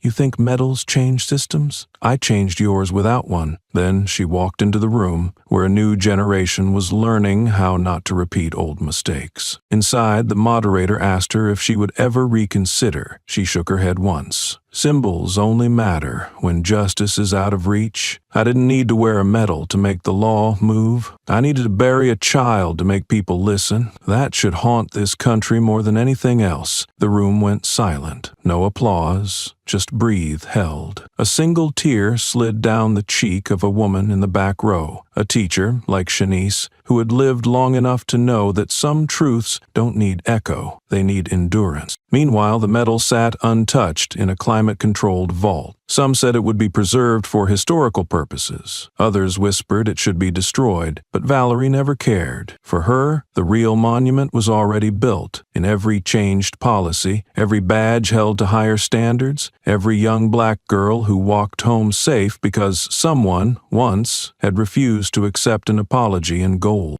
She did not need permission to grieve. She needed the world to recognize that grief without action is complicity, and her refusal had done more to shift conscience than 100 acceptance speeches ever could. The morning after the ceremony she did not attend, Valerie visited her daughter's grave. The cemetery was quiet, the kind of stillness that presses against your ribs, not out of peace but reverence. She walked slowly between rows of polished stone, stopping where the earth still remembered the weight of a casket far too small for the justice that followed. In her hands was the unopened envelope from the President of the United States. She placed it gently at the base of the headstone, along with a single black and white photo of her daughter, smiling at age 15, bright eyes full of fire, unaware of how cruel the world could be to a girl like her. Then she stood back. The wind picked up, lifting the corner of the envelope. Valerie didn't stop it. Let the wind carry it. Let the dirt claim it. Let time erase it, the same way the system tried to erase her daughter's name. By afternoon, the photograph of that moment, Valerie turning away from the headstone, coat collar high, face unreadable, circulated across news outlets. The headline read, "She left the medal at her daughter's grave and walked away without looking back." But she didn't need headlines. The silence she left behind was louder than any microphone. In classrooms across the country, students debated her decision. Some said it was ungrateful. Others said it was the only moral choice. A high school senior in Chicago wrote in an essay, "Medals are for heroes." Valerie didn't need a medal to be one because she never asked to be. She acted when it mattered. That should be enough. Meanwhile, at the White House, a quiet discussion unfolded. The president, holding the photo Valerie returned with the unopened envelope, reportedly said, "She gave back more than a medal. She gave back the illusion that we've done enough." And that was the truth. Valerie Rowe had not rejected the nation. She had rejected the notion that pain can be polished into pageantry, that justice can be reduced to a photo op. that grief can be traded for gratitude. She walked away not out of anger, but because she understood something deeper than most. True honor comes not from being celebrated, but from refusing to let the system forget who it failed. Later that week, someone carved into the edge of her daughter's headstone a quote Valerie had once said under her breath during an interview. "I didn't fight for a medal. I fought because silence would have killed me too." No statue was built, no plaque unveiled, but the echo of that refusal, quiet, unsparing, rooted in unshakable dignity, would ripple into law books, into police reform bills, into dinner table conversations where parents explain to their children why sometimes the strongest people are the ones who choose not to accept an apology that comes too late. The day had folded into a muted dusk, casting a golden hush over the porch of Valerie Rowe's house. The wood beneath her boots creaked gently as she stood there, arms crossed, staring into the horizon, as if waiting for history itself to walk up the steps. It did, not with the weight of banners or headlines, but with the tentative gait of a man who had carried silence for too long. His name wasn't spoken as he approached. She didn't need it. She saw everything in his eyes: loss, guilt, and the quiet collapse of the certainties he once held as truth. He stopped 3 steps from the door, removing his cap like it was the last thing he had authority over. His voice came cracked, stripped of ego. "My son was spared once, by Brent. That day we were grateful. We thought luck had chosen us. Months later, he was shot dead by someone else. They thought he was above the law. They thought he'd get away with anything because of who he looked like. They were wrong." He swallowed hard, his hands trembling. "And I was wrong, too." Valerie didn't answer with words. She opened the door and stepped aside. No forgiveness offered, no permission needed. He followed her inside like a man entering the last chapter of a story he'd tried not to read. The room was still, save for the gentle hum of the fan above. On the mantel stood a single photograph. Her daughter, forever 17, frozen in that dangerous clarity of youth and promise. She gestured toward the chair across from her and sat, knees firm, posture carved from a lifetime of standing where others backed away. He lowered himself slowly. There was no easing the weight he carried, but still he tried to place it between them. "I used to believe," he began, "that people like me, we were safe. Not from harm necessarily, but from being seen the way your people are seen. As threats, as errors. My son, he wore the same skin, but he didn't carry the same awareness. That ignorance killed him. Or maybe it was mine." Valerie's face remained still, but her eyes sharpened. Not to wound, but to hold him still beneath the blade of reality. "Burdens don't change color," she said quietly, "but blindness often does. You only looked when it touched your blood." Her voice didn't tremble. It never had. Even when grief clawed at her chest in the loneliest hours, she'd learned to make her rage precise. He nodded, his shoulders dropping further. "I know," he admitted, his voice gravelly. "I came here to say, I see now." Valerie leaned forward, elbows resting on her knees, fingers laced. "Seeing doesn't fix the wound, and speaking doesn't remove the stain. But this," she glanced toward the photo, "this is what silence cost me. A child, a future, a piece of my spine." She looked at him, sharp as winter steel. "You're not here to be forgiven. You're here to carry your part of the weight." There was no defense, only silence. But this silence was earned. It wasn't cowardice, it was acknowledgement. He lowered his head. "I thought your fight was against people like me," he said finally. "But I was wrong, again.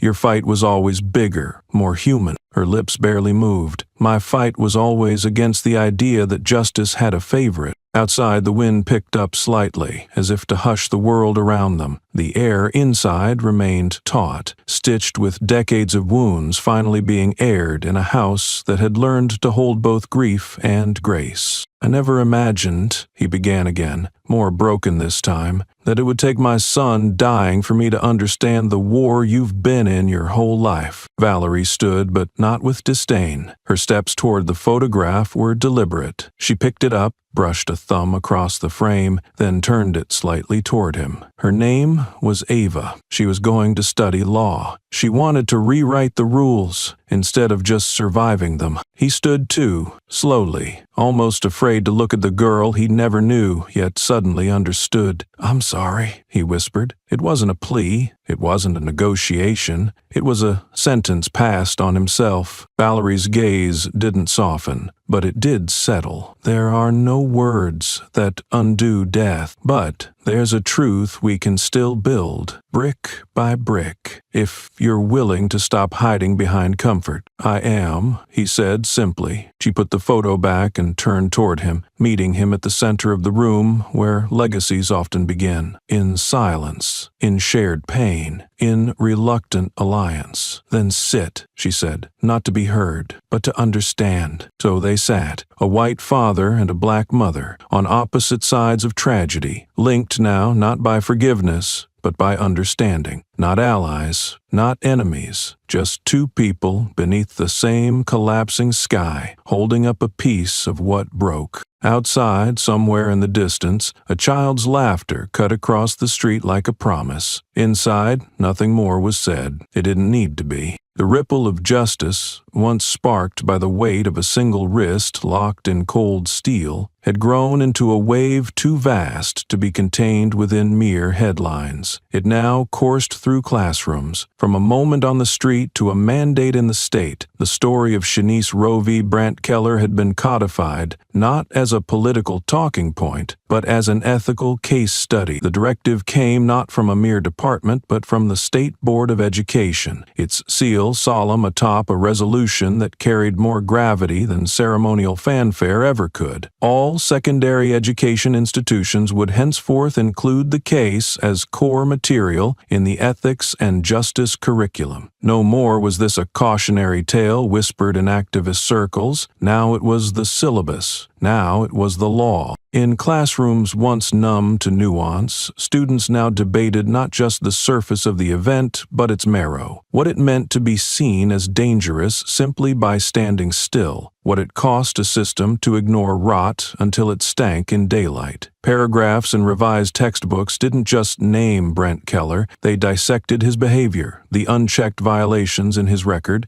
and how silence at the top built a stage for his abuses. Diagrams traced the flow of authority, showing where it had failed and how it could be recalibrated. More than rote memorization, students were asked to reflect, to connect the case to lived experience, to interrogate the boundaries of compliance and conscience. One such classroom buzzed with a quiet reverence as Valerie and Shanice arrived for the first live session under the new curriculum. It wasn't spectacle, it was testimony. Shanice stood tall at the front, not as a victim, but as an educator with scars that did not require retelling, because every student already knew. Valerie sat off to the side, dressed not in military decorum, but in modest black, her badge tucked away. Her silence wasn't detachment, it was gravity. She had come not to command, but to witness the moment. Her pain translated into purpose. A hush fell as a teacher held up the new textbook, its cover a stark grayscale photo of the street corner where it all began. On the desk was a clip Shanice's wrist in a cuff, Brent's hand pressing down, the moment frozen. It was no longer raw footage, it was now an analysis, a curriculum, a symbol of systemic flaw and individual resistance. One student read aloud from the chapter, "In questioning the motives of authority, Shanice Roe reclaimed a narrative often stolen from women of color. She demanded not empathy,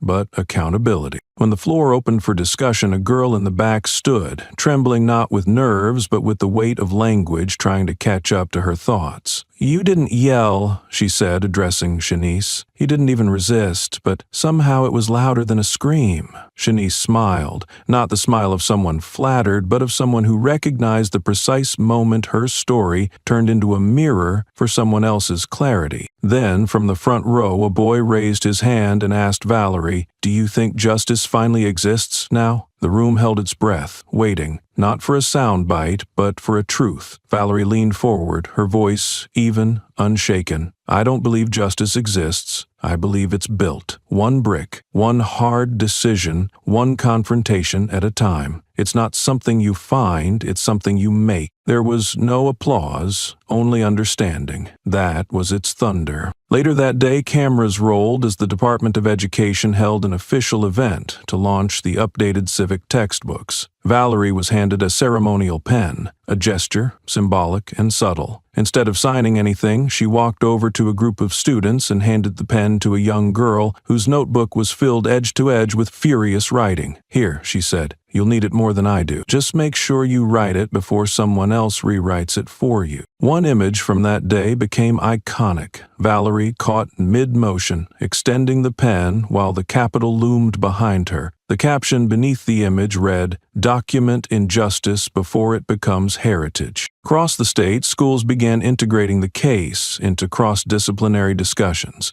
Civics, history, ethics, even literature. Teachers reported a shift. Students weren't just learning about injustice, they were asking what they would have done. They were arguing about complicity, power, and silence. Parents, once hesitant about controversial topics, found themselves humbled by the poise and clarity with which their children navigated complex ideas. The ripple had become a current. Outside the academic sphere, however, the pushback was not silent. Fringe groups labeled the curriculum revision as indoctrination. Op-eds cried foul at the state's decision to turn an isolated incident into educational doctrine. But each rebuttal only sharpened the resolve of those who had bled truth into the pavement. Shanice, when asked during a panel about the backlash, responded with characteristic steel. If teaching about injustice makes someone uncomfortable, then they've just learned their first lesson about privilege. Meanwhile, former officers, some retired, some still serving, sat through mandated retraining that used the case as a baseline for recognizing misconduct. Clips once buried in archives were now standard material in sessions on racial bias, and Brent Keller's name, once shielded by bureaucracy, now existed in the open, not as a man, but as a case file, a warning, a failure writ large. The curriculum was clear. This wasn't about vengeance. It was about memory. It was about making sure every future officer, every citizen, understood that the system only works if it admits when it breaks and fixes itself at the fracture. Near the end of the academic year, a closing conference on civic renewal gathered educators, students, lawmakers, and activists. Shanice delivered the keynote. She didn't quote laws or cite policy. She told a story. The exact moment she realized the cuff on her wrist wasn't just a restraint, it was a revelation that sometimes being made small was the beginning of something bigger. She ended with a line that echoed long after the crowd dispersed. "My name isn't here to shame anyone. It's here so that one day, a student in a small town who looks like me doesn't have to be taught what fear feels like on the sidewalk." A girl from the audience came up after and whispered, "I want to be like you." Shanice knelt and replied, "Don't be like me. Be louder. Be sooner." The education system had not just taken notes. It had taken a stand. And in that quiet revolution inside a classroom, justice found another way to breathe. The sun had barely lifted over the skyline when a new sign appeared on the edge of the freeway. No flashing lights, no brand promotions, no promises of sale or salvation, just a stark, white billboard bearing a name once spoken with authority, now dripping with infamy. Brent Keller, once a police officer, now a warning. The words were simple, but their weight fell like a verdict over every passing car. Above the text, no photo, just a badge cracked down the middle. Underneath, in red, part of the city's campaign against systemic discrimination. No signatures, no apologies, just the truth, broadcast at highway scale. Brent saw it before the rest of the city knew it existed. He had taken an early morning drive out of habit, not because he had anywhere to be, those days were long gone, but because the silence of empty roads was the only thing that didn't judge him. His hands gripped the wheel tightly as the billboard loomed ahead, first as a smudge in the fog, then a specter made of steel and shame. He slowed the car, pulled over, got out. For a long time he just stared.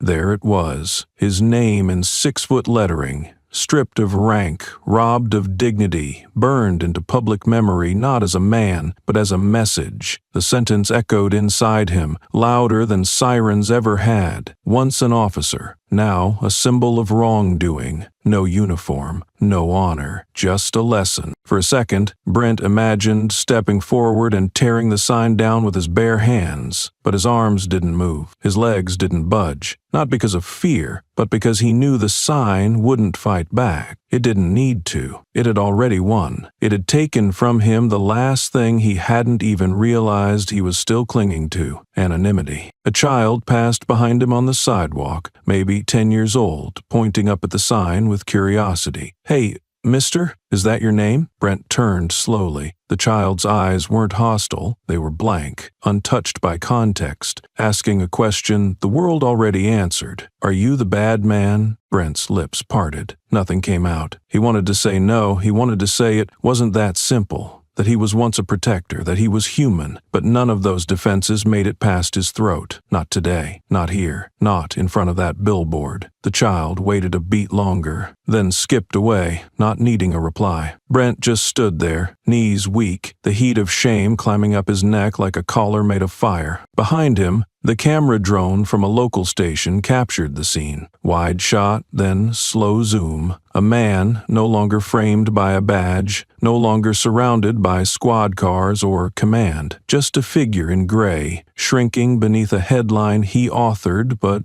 could no longer edit. The footage aired that night under the title, "When Legacy Becomes Warning." Elsewhere in the city, the reaction to the billboard was electric. Some claimed it was a bold step, finally a city willing to acknowledge names, not just statistics. Others called it cruel, a public shaming unbecoming of a civilized society. But to the mothers who had buried children, to the students who had memorized Shanice's restraint and Valerie's resolve, it was justice made visible. It was a reminder that silence is no longer neutral, and that some names aren't meant to be erased but remembered for exactly the damage they did. Valerie saw the sign 2 days later. She was in a convoy headed to speak at a university ethics conference when her car passed the stretch of road. Her aide offered to close the window. She declined. Instead, she looked, and for a moment, she did not breathe. It wasn't pride she felt. It wasn't vengeance either. It was a strange stillness, a recognition that something irreversible had occurred. Brent Keller was no longer a threat. He was a cautionary tale. He had become what he once feared most, an example. Later that night, in her keynote speech, Valerie spoke to a packed auditorium. Her voice didn't waver. "Some say we should move on. Those reminders are cruel. But I say, memory without markers is how injustice repeats itself. That billboard isn't punishment, it's prevention. It tells the next Keller that there will be no place to hide behind power when power becomes rot." Shanice, seated in the front row, nodded slowly.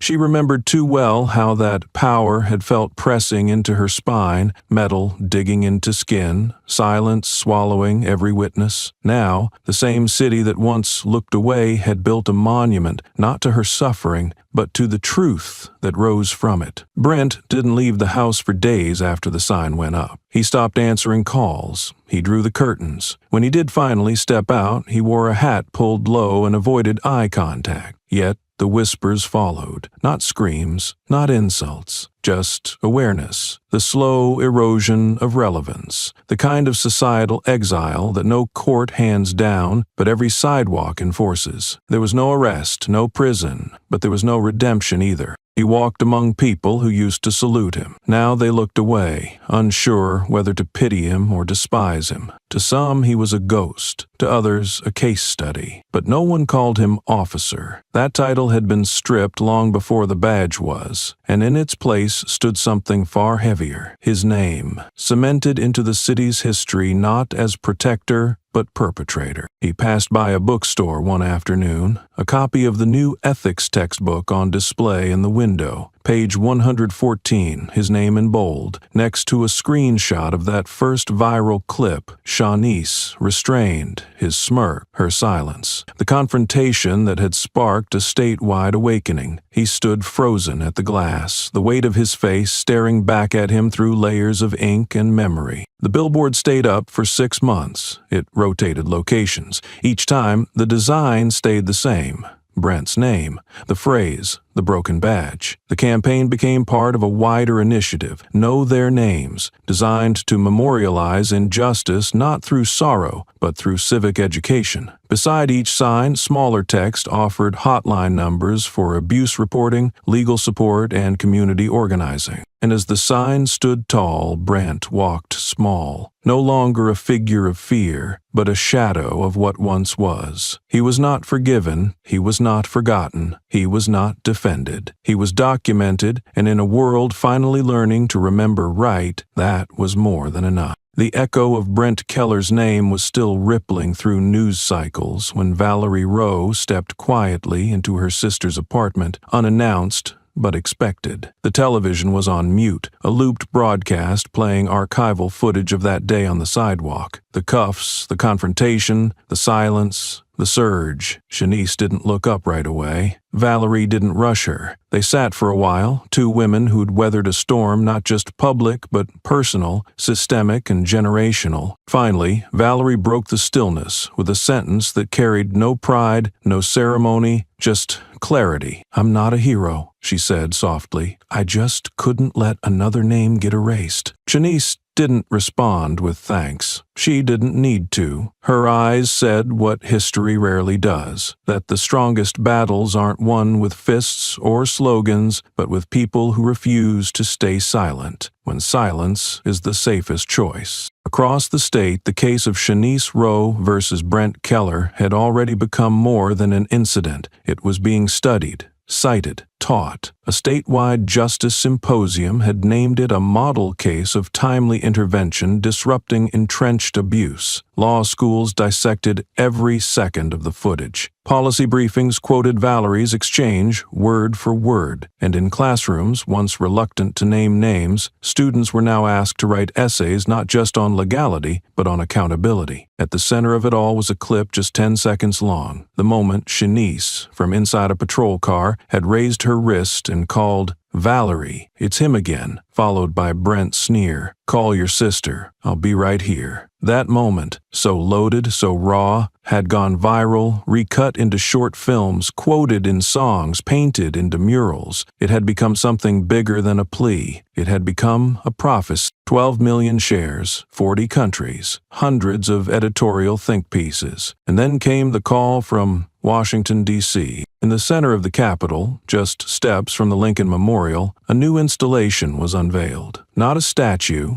not a plaque of valor, just a golden inscription etched into obsidian glass. Justice sometimes wears uniform too. No names, no dates, just truth given form. Around it, silence was observed. Cameras snapped. Students touched the glass with reverence. Veterans saluted. Survivors. Valerie wasn't there for the unveiling. She had chosen to stay in her neighborhood, walking the same sidewalk where her sister once stood, waiting to teach. She said it felt more honest. "That monument in D.C. is for everyone," she told a local reporter. "But justice, that started right here, with a sister who picked up the phone." When asked what she thought about becoming a symbol, she shook her head. "Symbols don't bury children," she said. "Mothers do, and I didn't sign up for that." In private, Valerie wrote her inscription, not for the press, but for herself. It was a single line taped above her desk. One call changed everything. But it only mattered because the system finally listened. At that very moment, in a training academy 3 states away, new police cadets were watching the now mandatory case study on Shanice's arrest. Their instructor paused the clip on the freeze frame of Brent's handcuffs locking around Shanice's wrists. Then he turned to the class. "What do you see?" One cadet raised her hand. "Power misused." Another, silence that demanded strength. And a third, quieter, simply said,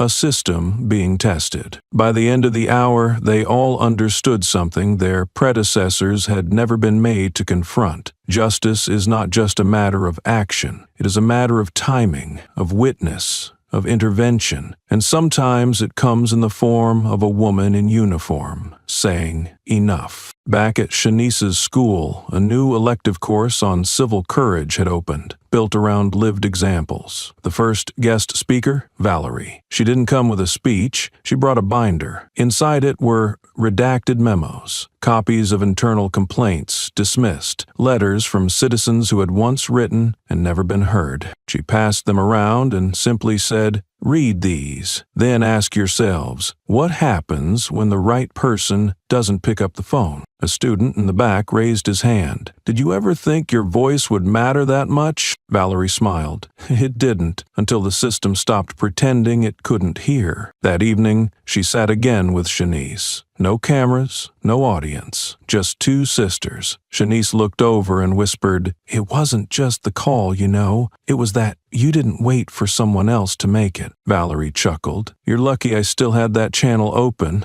Shanice's voice softened. "No, the system's lucky." Outside, a quiet had settled over the city. Not peace, but awareness. Billboards had come down. Protests had evolved into proposals. And in place of rage, there was something rarer. Resolve. Not everyone agreed with how it happened. Some still claimed Valerie went too far, that Shanice humiliated a man rather than educating him. But those voices now found themselves increasingly isolated, drowned out by data, by testimony, by the gravity of a system that had failed and was now being rebuilt, slowly, painfully, brick by brick. On the final panel of the statewide conference, Shanice was asked, if you could change anything about that day, would you? She paused, looked into the room, then said clearly, only that I wish we'd never needed to call anyone at all. The moderator asked, and yet you did? Shanice nodded. Yes, and that call didn't stop at a phone. It echoed into policy, into training, into how this state looks at power now. We didn't change the world, but we stopped it from staying the same. The crowd stood.